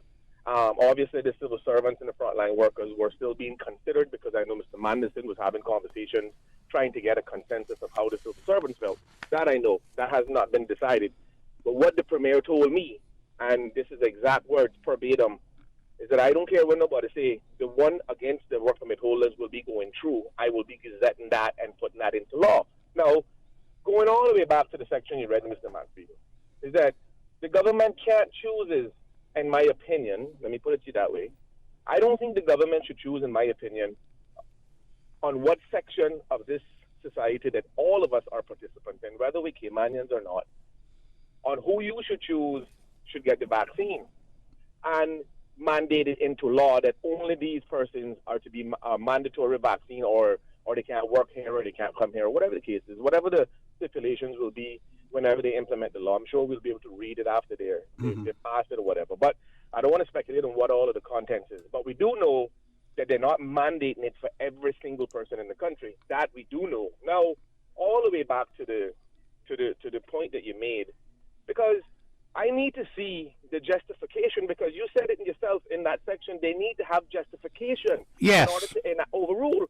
So where is the track record to justify that this public is at risk because not one single soul has died from it? No, I'm not saying that one single soul can't, because we all know what the possibilities are. So where is the mandated inquiry into rare cancer cases in this country, which has the evidence and the track record of killing numerous Caymanians over the last 30 years? So I just want to see some sort of fair, balanced approach to what we do without trampling or having to use a section of the law that could trample and discriminate one's rights. And I don't believe that it's the right thing to do. Caller, I don't think that the analogy that you made in relation to cancer and COVID-19, two completely different things. I'm not correlating the two together, listen, Mr. Connor. If you don't interpret what I say, don't. Well, you mentioned it. Yes.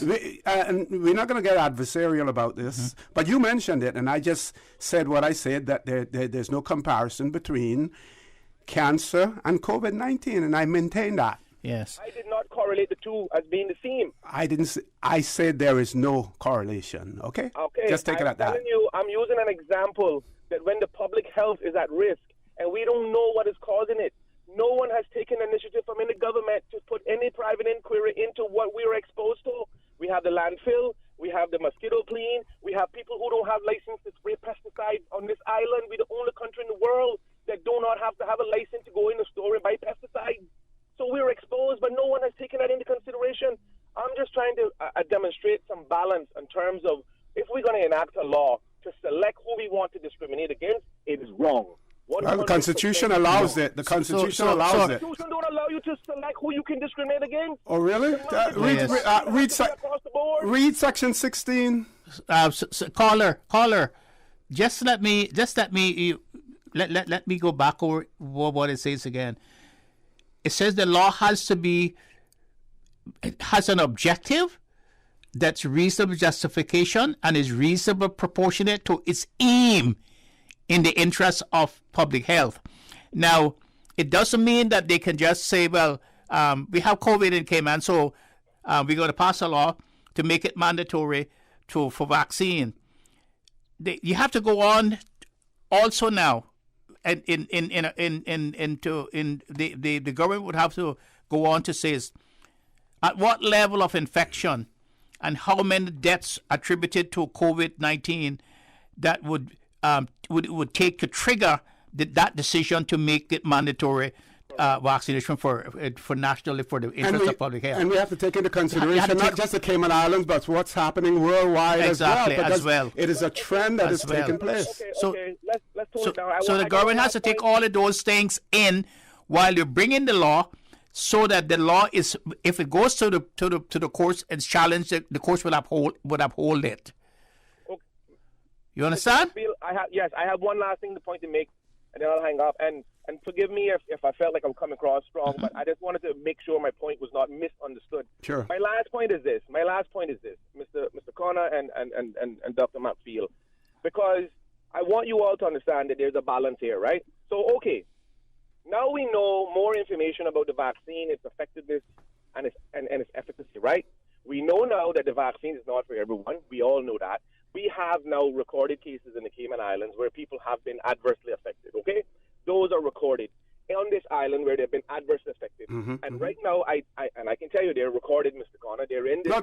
No, Dr. Lee mentioned it on when he was here on Monday that there are persons they know who have had an adverse effect to the vaccine. The persons who have been adversely affected by the vaccine were far worse off than any COVID-19 patient in this country. So the government has no grounds or not sufficient evidence to go in and mandate vaccines for anyone because it's not proven to work for everyone. Caller, I'm going to have to interrupt you there because we have to go to our 9 o'clock news. But if you choose, you can stay on the line. Yes. And you can complete what you wanted to clear up as soon as we return. Folks, please stay tuned for the record. We'll be back shortly. Today's biggest news. Radio Cayman, your voice, your choice. Local, regional, international. This is Headlines from Radio Cayman's newsroom. Today's biggest news. Government reported the results of 511 COVID-19 tests on Tuesday. 8 came back positive, 6 travelers, and 2 suspected community spread. There are currently 56 active cases, 19 of which are symptomatic. 72% of Cayman's estimated population is fully vaccinated. Nearly 600 United Airlines employees face being fired after failing to comply with the firm's COVID-19 vaccination policy. The vast majority of its 67,000 U.S. staff have supplied proof of vaccination, which was required by Monday. Its bosses said in a memo to employees, quote, "This was an incredibly difficult decision." The Chicago-based airline set out its COVID requirements for staff in August. Basketball great Lebron James says he decided to get the coronavirus vaccine because it's, quote, best suited to him, his family, and his friends. The 36-year-old Los Angeles Lakers star said he researched the vaccine before receiving it, having originally been, quote, very skeptical. It's been reported 90% of NBA players have been vaccinated prior to the new season starting October 19th. Some have refused to confirm their status or say they will not be jabbed. James says it's not his place to judge others or persuade people to get the injection. Those are your headlines. I'm Karsley Fuller. For the latest in news and information, follow Radio Cayman on social media, Facebook, Instagram, Twitter. Download the Radio Cayman app or log on to our website, radiocayman.gov.ky. For the record, with Ort Connor. Initiating system. For information that matter. For the record, with Ort Connor. Continues right now on Radio Cayman. Good morning. Welcome back to For the Record. Doc, I know there's some more explanations that you want to give there, but we do have a caller who has been holding on, or one who has rejoined us, so we're going to take that caller. Caller, good morning. Welcome back to For the Record. Yes, sir. I'm back. One thing I wanted to say, that when Mr. Macfield explained, I understand what he said, but I don't understand what I am saying. What is good for the goose should be good for the gander. Wrong here, how favoritism. Because what I'm telling you, I know people that were in there yesterday that don't have the vaccine and didn't have the card. So what, they do like the color of my hair, or they do like my shape, or they do like my... How could they go in if you have to present it? If you have to present it, you have to present it. Because that's one thing that I am against. Well, good for me, good for you. If you came and you not got it, and I had it, I have the card. Well, why let you in? And you have it. That's what I'm saying. That's a valid point and a valid argument that you have, and you should put your foot down and stand up for your rights if that is done. Yes. I'm not opening up no can of worms, but one little more thing I want to say on what Mario said. I understand when he said about cancer. Well, cancer is different, but if you have an issue, like you had cancer, but you were in remission for years or whatever, and I understand that you take that vaccine, certain people expose the cancer and come and out them. And I can explain some things to people, but I don't want to say it on this show and whatever, but anybody that will come and sit down and talk to me and let me talk to one, I know what I am saying, and I can tell, and it does happen. And like I said, like my sister said, it not gonna kill everybody, but who it comes to kill us all. But who immune system is high enough that can fight it will survive, and who got issues that their immune system is low will die. And I can explain something to Anna, and nobody can tell me. Only Almighty Jesus Christ can come down from His throne and tell me that wasn't what happened to a certain individual, and that's it, and that's my opinion, and I gotta die with it. Okay, caller, thank you. Thank you very much for that. So, Doc, on Monday, Dr. Lee was on here. We had a discussion along with Mr. Chief Officer, Mr. Wesley Howell, and one of the things that we mentioned on here, and I mentioned as well, was the some of the provisions of the immigration law. That persons are deemed to be prohibited immigrants, which means that they are, unless they are issued with a special permission from the governor in cabinet. Exemption, yes. That they're not allowed to enter in or enter in or remain in the Cayman Islands. And one of those provisions has to do with if you're suffering from a communicable disease. That's right. And of course, we must place importance on the word suffering as well. So, and the fact was this, it was acknowledged that COVID-19 is a communicable disease. Hence, one of the reasons why the government can require persons on work permits, persons who are permanent residents are required to are applying for permanent residence to show that they are vaccinated. Oh yes, part of it. And that is what Dr. Lee had said, and it's true, but it goes further than that. Okay. It's the rights of what the government can do. The methods in which the government can curtail your right to entry into the Cayman Islands is set down in Section 16 of the Bill of Rights. Yes. And I would like to read what it says. I mean, we keep reading this, and it seems to me like some of your audience don't really understand. You can't discriminate against people for sex, sexual orientation, age, and all of those things. In the Bill of Rights, you have those rights that are protected with certain exemptions, of course. And of course, some of them are fundamental rights. Some of the fundamental rights, of course. But those rights do not apply.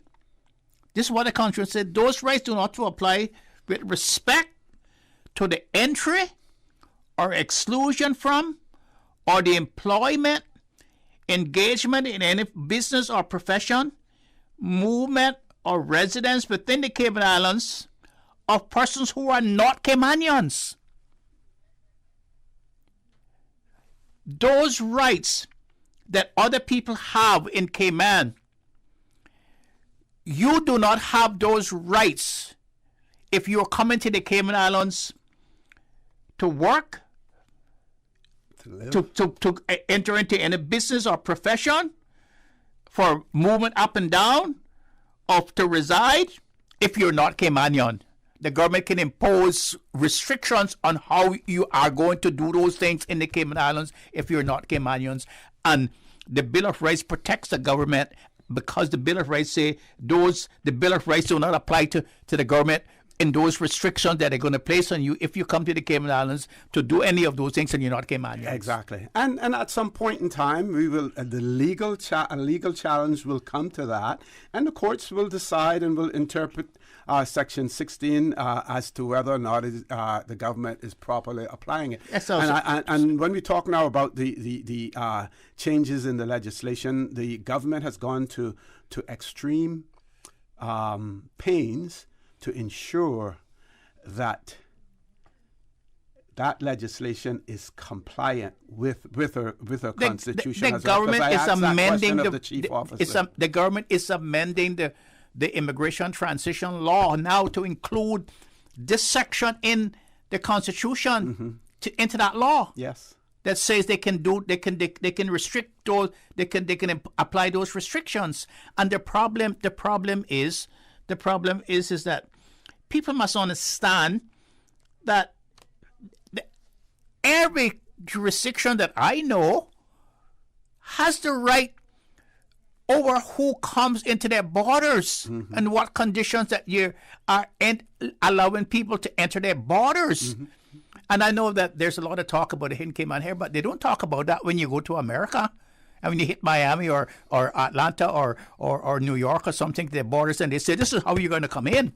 And we're going to soon experience that for the United States traveling from the Cayman Islands in terms of, having your vaccination. And in fact... And let's see how they react to that, whether or not you decide you're going to stay in Cayman and not go into the great U.S. of A, or whether or not you're going to get a vaccination. Well, in other words, an entry into another country's border is discretionary. Yes, yeah. Because there's a sovereign right. It's a sovereign right. The immigration might just look at you and say, I don't like the way you're wearing your tie today. I don't like the shirt you're wearing. Can say, I'm not going to enter and allow you to enter. And you get back on the flight and come back home to your country. Yeah. Let's grab a caller. Caller, good morning. Welcome to For the Record. Good morning. Good morning. How are you? Morning. I am good. And good morning, Dr. Steve. Good morning, ma'am. Okay.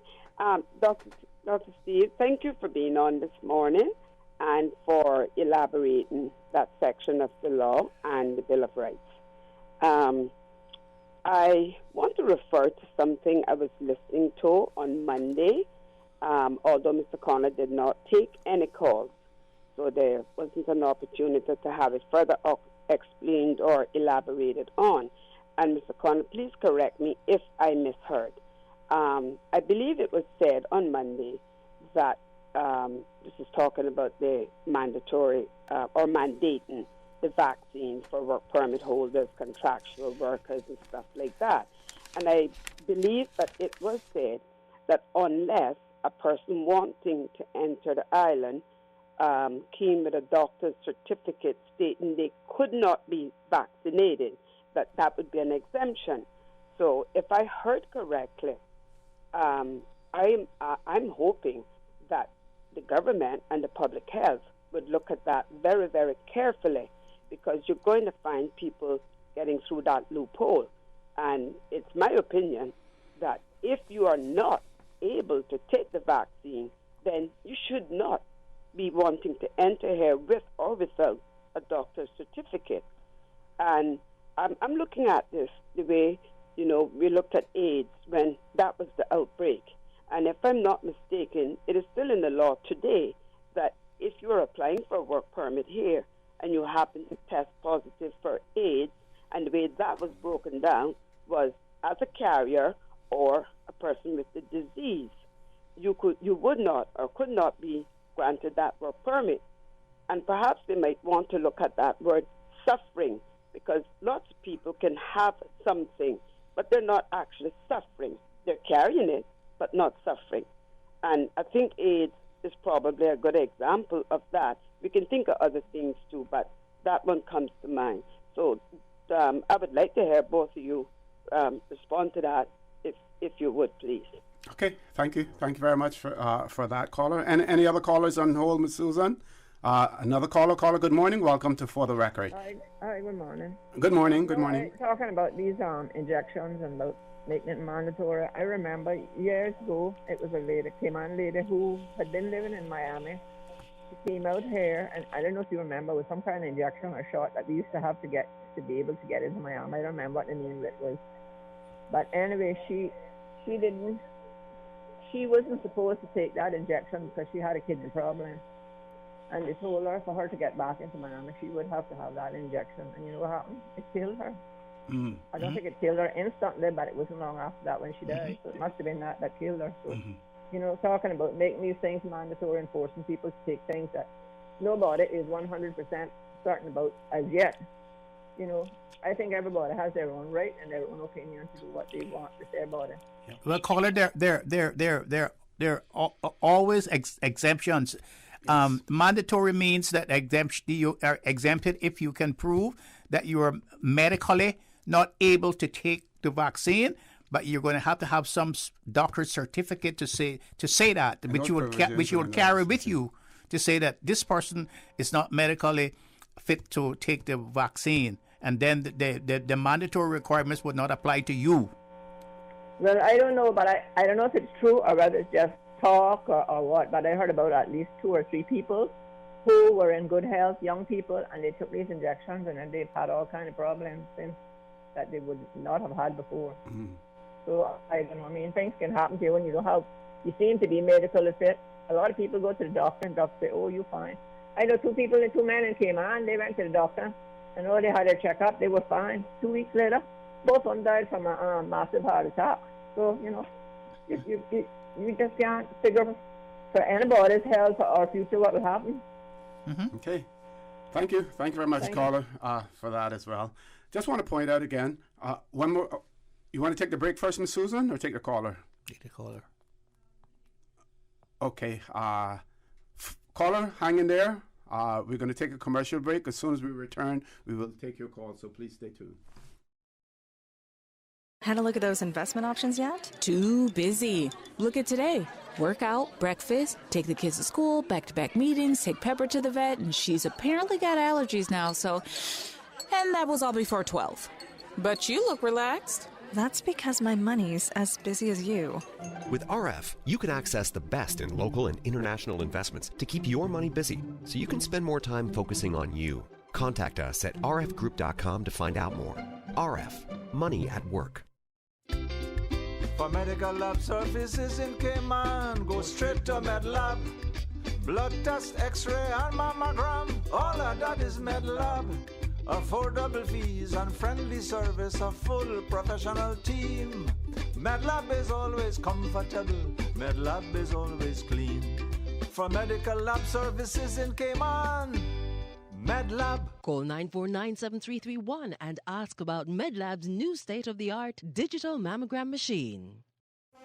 Find out about all the community happenings from non-profit, community fundraisers, church events, and more with Radio Cayman's Community Bulletin Board 3 times daily. Don't be the one to miss out on the latest information for events taking place every day on all 3 islands. Radio Cayman's Bulletin Board, brought to you by UCCI. Study local, go far with UCCI.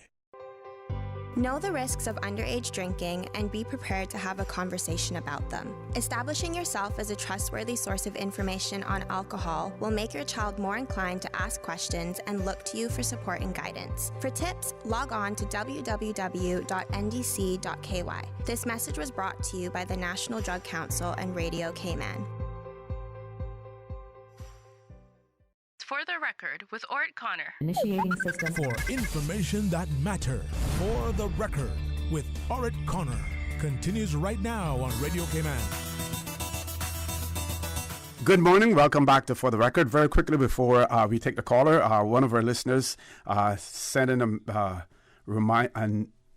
message to us and giving us some factual information that Willie, that we were talking about, that he belonged to someone by the name of Darusha Bush. And so that's why we would call him, instead of calling him Willie Bush, we call him Willie Darusha. You call him who his mother, the name of who his mother was. Well, yes, yeah. Okay, let's go to the phone lines. Caller, good morning. Welcome to For the Record. Thanks for being so patient. Hello, good morning. Good morning. Good morning. All right, just got 2 questions. Sure.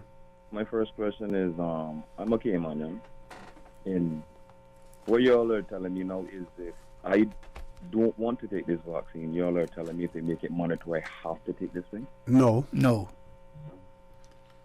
Okay. We haven't said that. There's no. Let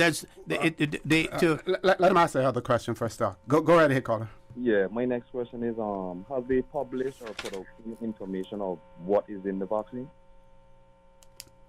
I don't know that. I'm not aware of that. I'm not aware of that yet. You see, that's the thing that puzzles everybody. How come anything you buy in the store has an ingredient or whatever tells you? And as a lay person, how many of us can really interpret what it says? What's in it? Yes. Yes, sir, but you know how it goes. Somebody can break it down for other people. It just, we as people want to know what is in it. And that is a question throughout the whole world. Everybody wants to know what is in this thing, that they are forcing it onto people. Good point. Fair enough. Good point. Yeah. Okay, Doc, you want to answer the first question? Stay on the line just in case you have any. No, the vaccine is not mandated in Cayman. It's still up to you to take the vaccine or to not take it, but it's not mandated.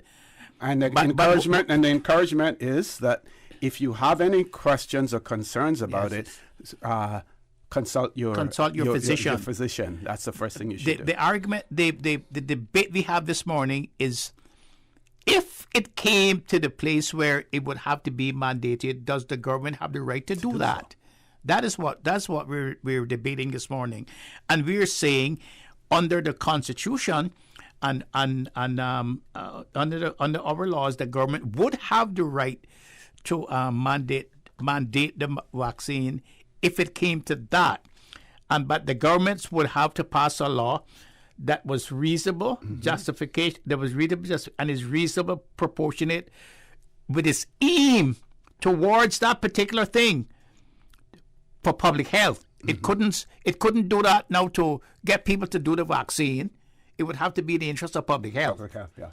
And we're saying that if that happened, at what point would the government come to make that decision?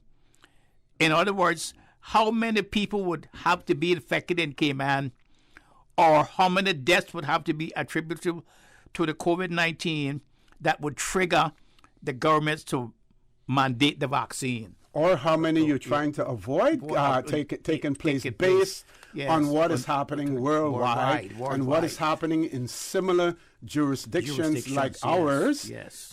For instance, Bermuda, population of about 63,000. Cayman now, they're saying we're about 70,000. Bermuda just had 10 deaths in one day. 10 deaths in one day, and people are now dying at home. One, because they're refusing to go to medical facilities. Two, because they're resorting to other medicines and stuff like that they're seeing on social media. Caller, if you're still there, any follow-ups? It's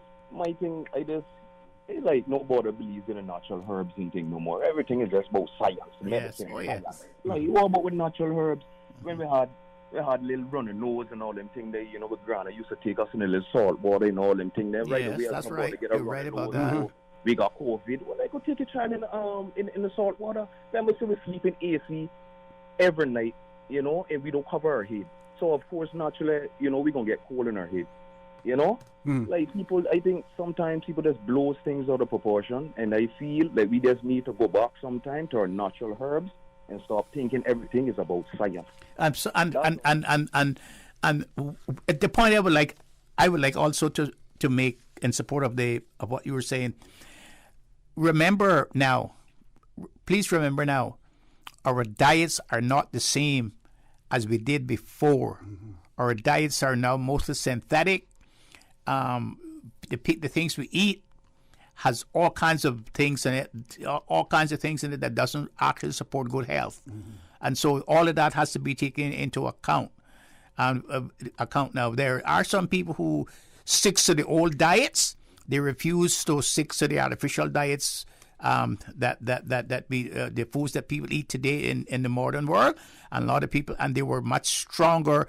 Their immune systems were much stronger and more reliable. That's a problem too, about getting diseases so quickly and being able to ride them out, being able to handle the disease when you get it. And not only that, as some believe that this COVID-19 virus was something that was manufactured in a lab, meaning that it is man-made. It may be a little bit more difficult. For natural remedies to do it. You may need man-made remedies to counteract a man-made disease as well. I want to thank that call, if it is, and I just say if it is. I want to thank that caller, for that as well, and just to emphasize also that the legislation that is going before our Parliament on Monday has nothing to do with Caymanians, Exactly. It has to do with those persons who are non-Caymanian, who fall under our immigration law and border control legislation as well. And to reiterate that,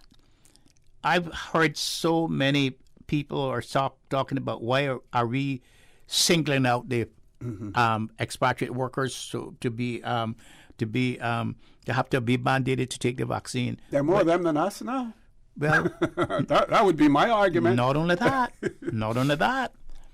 but those people who are criticizing and debating all of that sort of stuff in the media, it's in our Constitution. Yeah, it's in our read it. It's our Constitution, and it was put there for a reason. It would put that the great mother country gave us that right to say, if you come in to our border for employment, you have to have certain conditions that we set. Yep. If you come in to engage in any business, you have to comply with certain conditions that we can set. Or if you come into work in any profession, you have to apply by certain conditions that we can set. Or if you come in for residence in the Cayman Islands, we have to comply with certain conditions that we can set if you are not Caymanian. Okay. We're running out of time now. We still have maybe about half an hour. We have a lot of callers on hold, so we're going to ask each caller to please be as brief as possible. And we will try to be brief on this end as well so that we can cover as many callers as possible. First caller, good morning. Welcome to For the Record. Hello, good morning, Osi. Hey, good morning. Good morning, my friend. How are you? Yeah, Bill Simamba here. Well, I'm following this very, very well. I would have loved to chime in on the issue about popcorn earlier on. Yes. Because we also used to make popcorn in a certain way when I was growing up in Africa, but that will have to wait for another time. Okay. About I'm so grateful that you guys are discussing this, and Dr. Steve, I know that you have pointed this out so many times about what the Constitution says.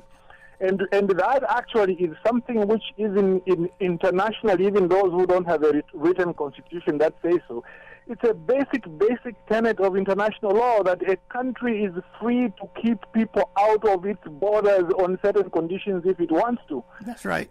That has always been like that. And I'm just surprised that it's still an issue now, but it's good that you are emphasizing this. The second general point is that, you see, government, if you haven't been in government especially, you think that it's very easy to make decisions. Governments have to make decisions which could have great consequences. So courts always give them a lot of leeway, like whether or not what they did was proportionate and so on. Why? Because of certain consequences that might happen if they don't take certain action. But finally, the word of caution to government, though, is that they should not tell people if a vaccine is only approved for emergency approval. They should tell the people that, because that could cause them a legal problem if they go to court and they were suppressing that, or they were giving the impression that actually these vaccines are fully approved. Otherwise, the diet must be emphasized, and I think you covered a very good point. There are a lot of people I speak to today in Cayman who are saying emphasize the diet and certain particular kinds of natural vitamins which will help people, ward off the virus. Thank you very much. I know there are callers waiting. Thank you very much, Billy, for that. Billy. And just to, for the previous caller as well, who had a question about whether or not the ingredients, says here, vaccine ingredients are on the vaccine websites, and those persons can, Google it as well. And maybe that person may have the point that maybe there should be more public explanation, of the vaccine itself here, if you want to convince, persons to take it as well. Let's grab the next caller. Caller, good morning. Welcome to For the Record. Good morning, Ms. Osigo. Good morning, Dr. McPhee. Good morning. I want to sentiment the caller just before Mr. Simbamba. I mean, what he's saying is right to 100%. But our Constitution is being used like how they use the Bible. They pick out of the Constitution what they want to throw on us, and what they don't want us to have. They don't use the Constitution. They use something like human rights and the next thing. Complaining about the mandating, and as a Caymanian, I can speak for. I mean, I can't say I can speak for the majority, but I can speak for a lot of people that are fearing this mandate. Caymanians fearing the mandate. There is no mandate for Caymanians to take the vaccine, so no need to fear. No, but it's not now. It's not now. But as we can watch, Cayman follows the world. And if you can go right down, I have a friend in New York right now who is now a civil servant, an American who is a civil servant, who is now in court with the law, with the government, where she has a choice. It was take the vaccine or lose her job. Yep, teachers in New York as well, and one lower court struck it down, and another higher court reimposed it. And the rule in New York now, if you're a teacher, you have to be vaccinated. Go ahead, caller. Not only losing her job, but losing all their benefits. What happened if Caymanians that have decided that they don't want, because it's just a matter of time. It's just a matter of time. Once the government gets through with one mandate, we got them all coming for us. We know that. I got great confidence that is how they're going to go, because we follow the world. Whatever the world do, we do not stick by ourselves. We follow the world. We only do what we want to do, pretend for ourselves when we want to. But we follow the world, and if the rest of the world is going that way, eventually it will come to Caymanians. And right now we got employees, and it's not even a mandate yet. A friend of mine showed me a termination letter, and I wouldn't call her name because I don't want to expose nobody. She said her employer gave her a termination letter and told her that if she do not take the vaccine, she does not have a job. And she's a Caymanian. And imagine, it's not mandated yet, and they're already doing it. I mean, we heard the premier say that if some establishments decide, well, you can't come into my establishment, they can do what they want to do, and he'll support them because that's their business or whatever. But that's the same thing. It's coming. And if you got employers now that can choose, I mean, the supermarkets just did it to the employees. If they didn't take the vaccine, they wasn't gonna have a job. So do we need it any more mandated than that, or do we go get to say yes, it is mandated for everybody? So, caller, tell me now, what do we do? What is your recommendation? What do we do to prevent the spread of COVID? We're seeing it now showing up in our communities, in our schools. Other than objecting to taking the vaccine, let's look at it from a positive side. What can we do to protect ourselves, or what should we be doing to protect ourselves and protect those around us who we either love or we hate? Yeah, well, first of all, they should give us a freedom of choice to choose one of the vaccines, because right now we got one man where we have gotten policy where one man is dictating to us, because this is dictatorship.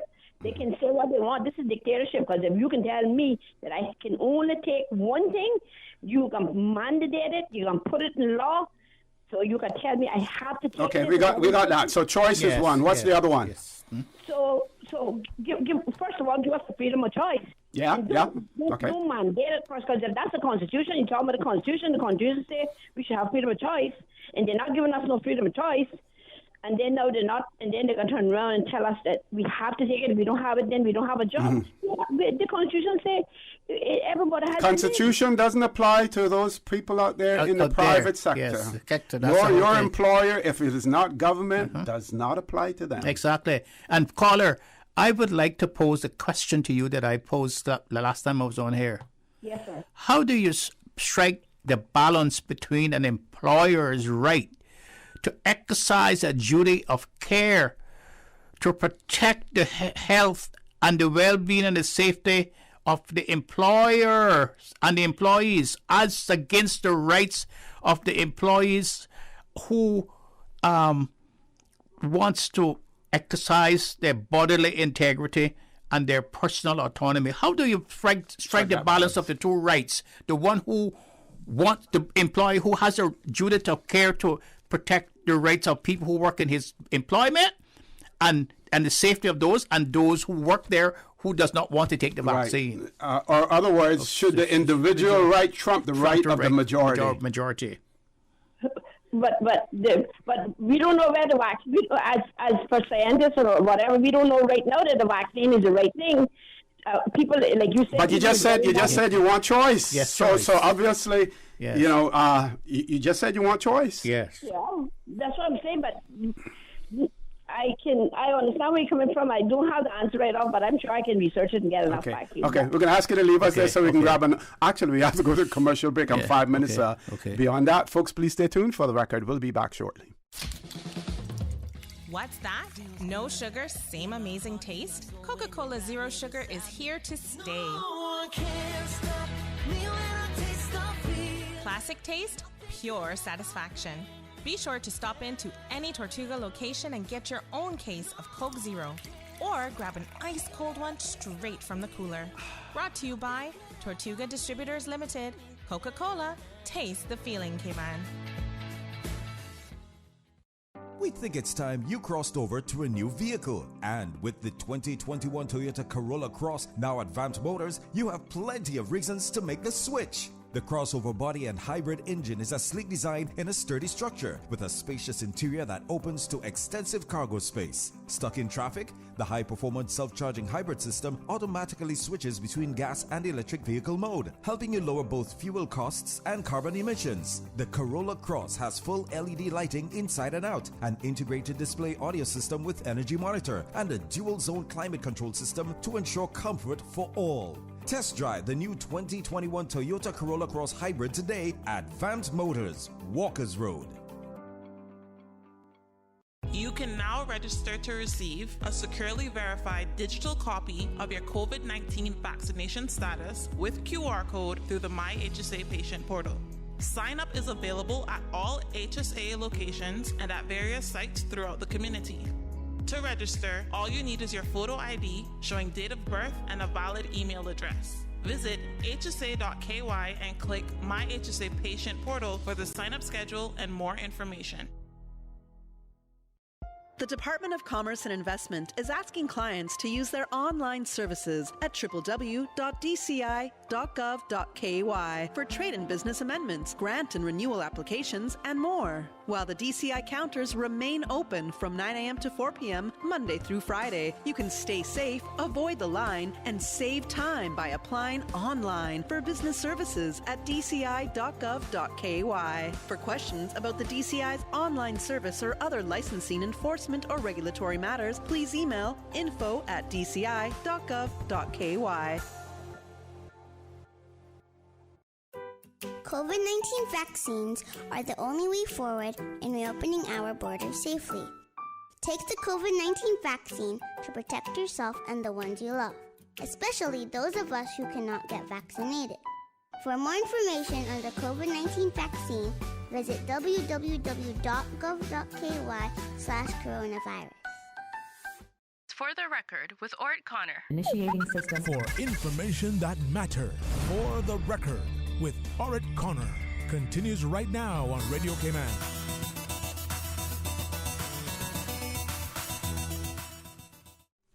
Good morning and welcome back to For the Record. Dr. Mark Field has stepped out for a second. He'll be right back in the studio. One of our listeners has pointed out that in querying that while the borders are closed, but still commercial fishing boats are still bringing in seafood from the high seas, and they're making contact with others out on the high seas as well. We also have vessels, cargo vessels that come to the Cayman Islands from various jurisdictions, in particular Florida. And what is applicable to those vessels is also applicable to the fishermen as well. So they have to observe the same protocols. They have to be quarantined the same way when they return from the high seas as well. So I'd like to point that out. Let's grab the next caller. Caller, good morning. Welcome to For the Record. Yes, sir. I was just listening to the woman that was talking, and you were asking her, what can we do? Uh-huh. I think we did what we had to do already, because at the end of the day, the government forced certain things on people already. Uh-huh. So this is my thing, what the government going to do now when these 14 days done for these people in Georgetown Primary School. Nobody has date. Some of them are not vaccinated. What are they going to tell people that has cured them people? That's all I have to say. Thank you. Okay, valid point. And there are some who have called and say this is something that was unforeseen. Persons who had to be off work, be in isolation as a result of this. Those persons may be individuals who are living paycheck to paycheck, and the government has to look at how they're going to ease the pressures and the pains, especially the financial ones that those persons have as well. Very, very valid point. Let's grab the next caller. Caller, good morning. Welcome to For the Record. Morning, Lucy. Morning. And Dr. Steele. Yeah, he stepped out for a minute. He'll be back in. Oh, see, I said this from day one. The government should have made this thing mandatory, because we cannot let a few people hold this country as a hostage. We need to get this country open back up so people's lives can get back on track and they can start to live again. Right? I know you got a lot of people that, are totally against the country open up, but, we cannot keep closed forever, and we keep putting it off and putting it off. I mean, it cannot continue. So, I mean, a lot of people can disagree with what I have to say, but, it's just reality of life. We have to get this country open up, and the government, if they have to do this thing, make it mandatory, I mean, they're going to have to do something. And I think Mr. Panton and M is doing a very good job. I just need them to, step up to the plate a little bit more, because it seems like the past government is spending more time now on the radio than the present government are. I don't know what that's all about, but, something needs to be done. Thank you very much, Josie. That's my 2 cents. Thank you. Thank you very much, for that as well. Doc, one of our listeners, I think a previous caller, wanted to know if a person is not medically qualified for a vaccine, they shouldn't be qualified for a work permit in the Cayman Islands. My response, but they want to hear from you, my response is that when you're applying for a work permit, there's a medical form that has to be completed. We also had someone who previously referred to AIDS, HIV. We know that when AIDS first emerged, and we had our concerns here in the Cayman Islands about it, you had to do an AIDS test on that was required on your medical, and that was required in the Cayman Islands. And if you were positive, you could not get a work permit. Now there were arguments, against that. We now know that there are medical remedies to suppress the AIDS, to get it down to a level where it is, barely measurable. Mm-hmm. So the concern, with AIDS is not as profound as they were before. Initially. But a person has to provide a satisfactory medical in order to get a work permit. That's right. Now, they may be suffering from a disease, let's say, for instance, diabetes or something that may prevent them. I'm not a medical person, so but diabetes is not a communicable disease. Yeah, so they may be suffering from something that prevents them from taking the vaccine, but not necessarily saying that they're not medically fit to be able to work in the Cayman Islands otherwise. So that's going to be determined by the medical. But your viewpoint on that. And coming back to AIDS, it's still an offense to transfer AIDS from one person to the other, knowingly transfer AIDS from one person to the other. There's still an offense to do that. So that what the amendment will do, I assume, is it will finally put it into law that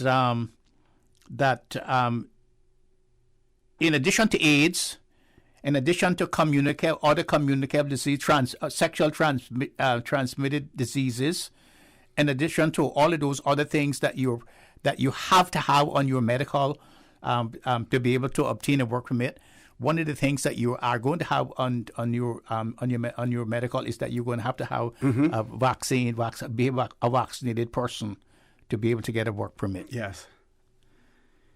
Okay. Any callers, Ms. Susan? Do we have any callers on hold? No callers on hold. I want to read something that one of our listeners sent. And by the way, remember the caller who was talking about suffering from. She was using the word suffering from. I mean, if somebody is suffering from a disease, I think if you're suffering from a disease, it doesn't mean that the disease has made you suffer. It means that you are infected by a disease. That's what it means by when it says suffering might be the wrong choice of words as well. Yes. Okay, and also person who called in about the gym as well. One of our listeners has pointed out that only vaccinated persons can enter a gym as per the new regulations that were published. Was it this week or last week? Yes. That only vaccinated persons can enter a gym. Now, that doesn't distract from the point that the caller was saying that she saw other people being able to walk in and not being questioned. Now, whether or not they were gym members who the persons already knew and had already seen their vaccination certificate or whatever, I'm not sure, but that's the case. So, Doc, I would just can you share that Royal Gazette? Not Royal Gazette. I would just like to read what Antigua and Barbuda has done. Okay. Well, we shared that already. I want you to share the one from the Jamaica Observer. Okay. In relation to their constitution and vaccine mandates, if you can find that, because that is instructive. What we'll do, we have to take our last commercial break, give you an opportunity to find that, and then we will share that. So we'll close the phone lines off. At this point in time, Ms. Susan, we'll take a commercial break. Folks, please stay tuned. For the record, we'll be back shortly. We think it's time you crossed over to a new vehicle. And with the 2021 Toyota Corolla Cross now at Vant Motors, you have plenty of reasons to make the switch. The crossover body and hybrid engine is a sleek design in a sturdy structure with a spacious interior that opens to extensive cargo space. Stuck in traffic? The high-performance self-charging hybrid system automatically switches between gas and electric vehicle mode, helping you lower both fuel costs and carbon emissions. The Corolla Cross has full LED lighting inside and out, an integrated display audio system with energy monitor, and a dual-zone climate control system to ensure comfort for all. Test drive the new 2021 Toyota Corolla Cross Hybrid today at Vant Motors, Walkers Road. Make your house into a home. Welcome to Brandsource Home Gallery, your source for premium products and a premium experience. We'll design and install your dream kitchen with crafted cabinets, complemented with elegant appliances. We'll fill it with quality houseware and cookware. Custom-designed closet and storage solutions organize and beautify any area. And with the finest bedding, you'll get a perfect night's sleep knowing Brandsource Home Gallery has everything you need to make your house a home. Had a look at those investment options yet? Too busy. Look at today. Workout, breakfast, take the kids to school, back-to-back meetings, take Pepper to the vet, and she's apparently got allergies now, so... And that was all before 12. But you look relaxed. That's because my money's as busy as you. With RF, you can access the best in local and international investments to keep your money busy, so you can spend more time focusing on you. Contact us at rfgroup.com to find out more. RF, money at work. Before, during, and after a storm, the Water Authority will use all available media channels, including social media, to advise the public of when the water supply is connected and safe to use. For more useful hurricane preparedness tips, visit the Water Authority's website at www.waterauthority.ky or follow us on social media. For the record, with Ort Connor. Initiating system. For information that matters. For the record, with Ort Connor. Continues right now on Radio Cayman.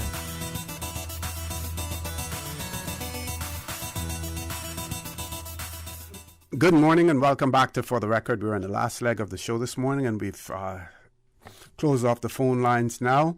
Just want to share this WhatsApp message, and this person has written and said, we can ill afford to experience what other countries lost in order to trigger a mandate in the name of personal liberty.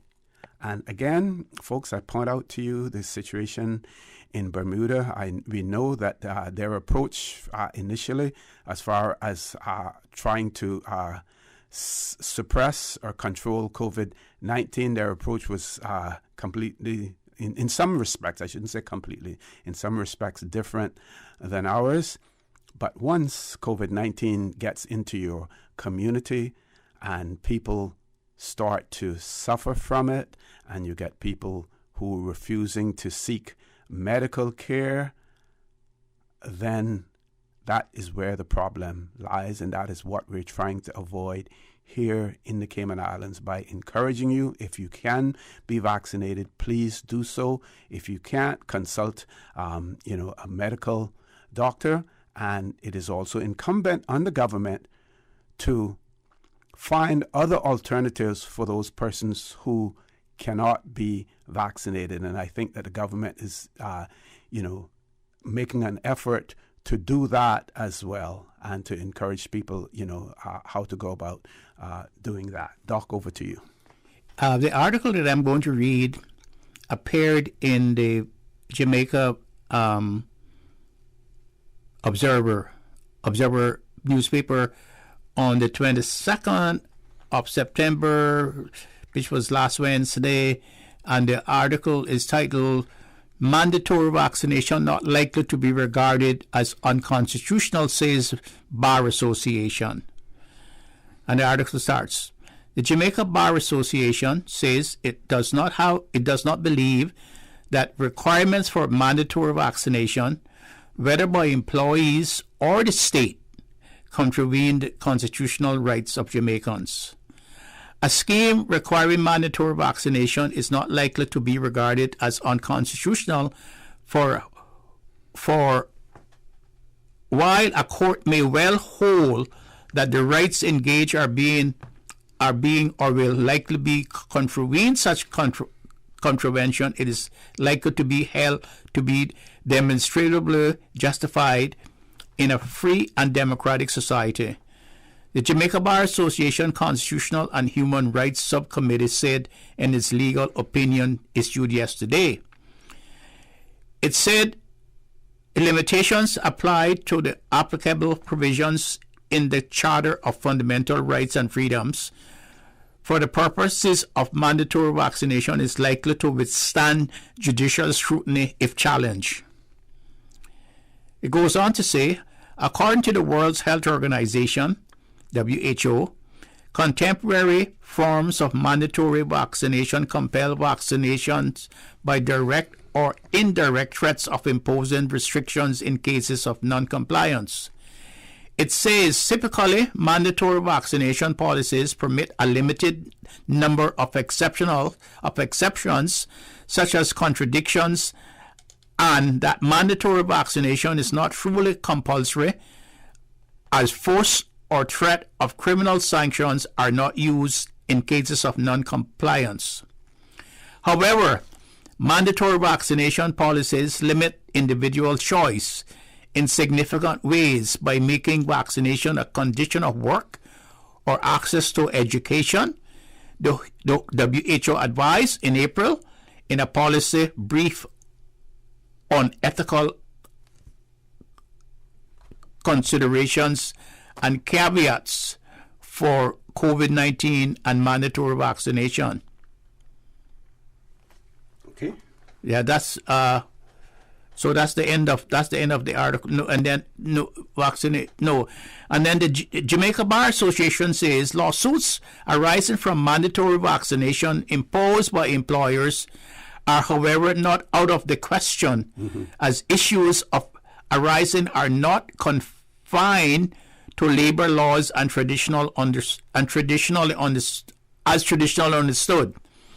Such litigation may well arise in a constitutional law context, in a challenge brought against an employer by an employee who contends his or her fundamental rights have been and are being or are likely to be contravened, the association said. Still, the Jamaica Bar Association cautioned that the fundamental rights and freedoms provided for in the Charter are not absolute, and there are limits to these guaranteed rights.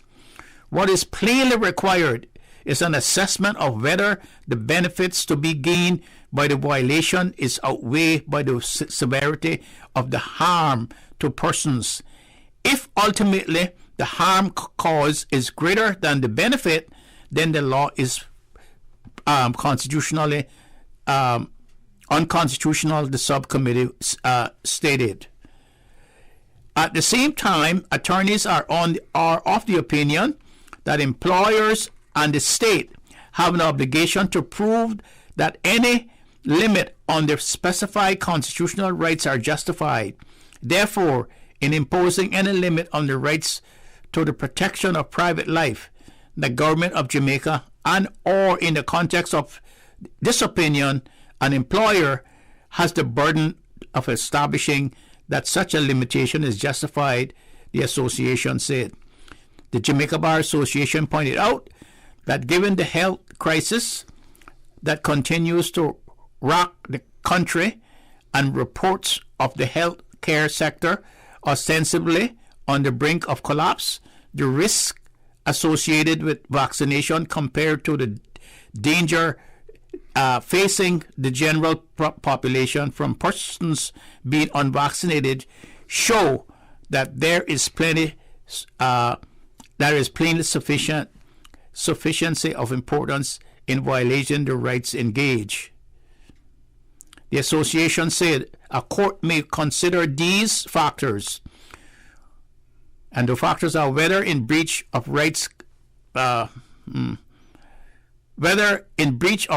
cases brought against the government or private sector, along with employees' medical condition and the nature of their work. Additionally, it should always be factored that employers have a duty to ensure a reasonable, safe place of work. Therefore, if employees refuse vaccination and continue to attend work, especially in more high-risk fields of employment, this may affect whether employers can effectively discharge their health and safety duties, the Jamaica Bar Association said. Meanwhile, the attorneys argued that other methods that have been used to control spread of the virus, such as curfew, lockdown, and gathering limits, have been largely ineffective, and that there are indicators that mandatory vaccination could properly be considered, since the displacement to the society on varying levels is less to be minimized using less cohesive or intrusive policy interventions. Okay. One of our listeners wanted to point out, to remind one of the callers, that the Pfizer vaccine has been given full approval by the U.S. Food and Drug Administration, not only for emergency use. Doc, one of our listeners wanted to know if the government were to decide to impose a vaccine mandate for all of its citizens, what recourse the citizens would have. if the government were to decide. If the government would decide to do that, and the citizen was aggrieved by the government's mandate, they could take a judicial review to the courts, and they could challenge the government's mandate through the courts, and then that would be a constitutional matter that would be that would have public interests, rights, that would have public. There would be a matter of public interests, and they probably might be able to get legal aid to do so. I don't know. Okay. Before we sign off, we had some more birthday greetings here. We have Mr. Edmund McPhail sending birthday greetings coming from your wife. Also, Steve Menzies and Donald Solomon, who celebrate their birthdays today as well. So, birthday greetings to Mr. Edmund McPhail, Steve Menzies, Donald Solomon. Also, Jordana is celebrating a birthday today. Jordana McPhail, 9 years old, and that's coming from the whole family. Your grandmother, Tucker Judith McPhail. No, that's great-grandmother, Donna McPhail, everybody else. Folks, Doc, I want to thank you for being here today. You know, we took a long time for us to get, to these vaccine mandates. It did generate quite a bit of discussion this morning. I'm grateful for that. But again, with all of the discussion, we still want to say to people, there are many persons out there who are still unvaccinated for whatever reason. Some who are unable to be vaccinated because of medical reasons. Some who refuse to do so for religious reasons. Some who are still waiting to have a choice. I encourage you, explore all of the options that may be available to you. Final decision will be yours to make. Bear in mind that whatever decision you make will affect not only yourself, but your loved ones, those around you, your co-workers, your friends, and everyone else. And we all want to ensure that we all stay safe in the Cayman Islands. COVID-19 is no joke. We see millions and millions of people dying in a jurisdiction that has a population of 65,000 and they have over 60 odd persons already dead from COVID-19. It is no joke. It is something to take serious. We have been fortunate here in the Cayman Islands, but in the past few days, in the past few weeks, we have seen what can happen as well. So, folks, I want to thank you for allowing Radio Cayman, and by extension, For the Record, into your homes, into your vehicles, as you traverse the busy roads of the Cayman Islands, into your places of work, wherever that may be. I also want to remind you that we are our brothers and our sisters' keepers. There is always someone out there who's less fortunate than we are, and I ask you to extend a helping hand to them. If you can't do that, then I suggest you donate to a worthy charity, because we always want to consider those who need, not necessarily those who want or even those who crave. So I say to you, have a great day. Continue to support your radio station, Radio Cayman. John Sterling, Dwayne Banks at 12:15 for Talk today. And as usual, we ask the good Lord to bless these three beautiful, wonderful Cayman Islands. For the Record is brought to you by Vamped Motors, the only authorized Ford and Toyota dealership serving the Cayman Islands. Coca-Cola, available across the Cayman Islands from Tortuga distributors. Accept no substitutes. Taste the feeling with Coca-Cola. Brandsource Home Gallery, inspiring luxury. MedLab in Smith Road Plaza, your complete medical laboratory solution. Call 949-7331. West Bay Pharmacy, taking care of your health. And RF Group, money at work.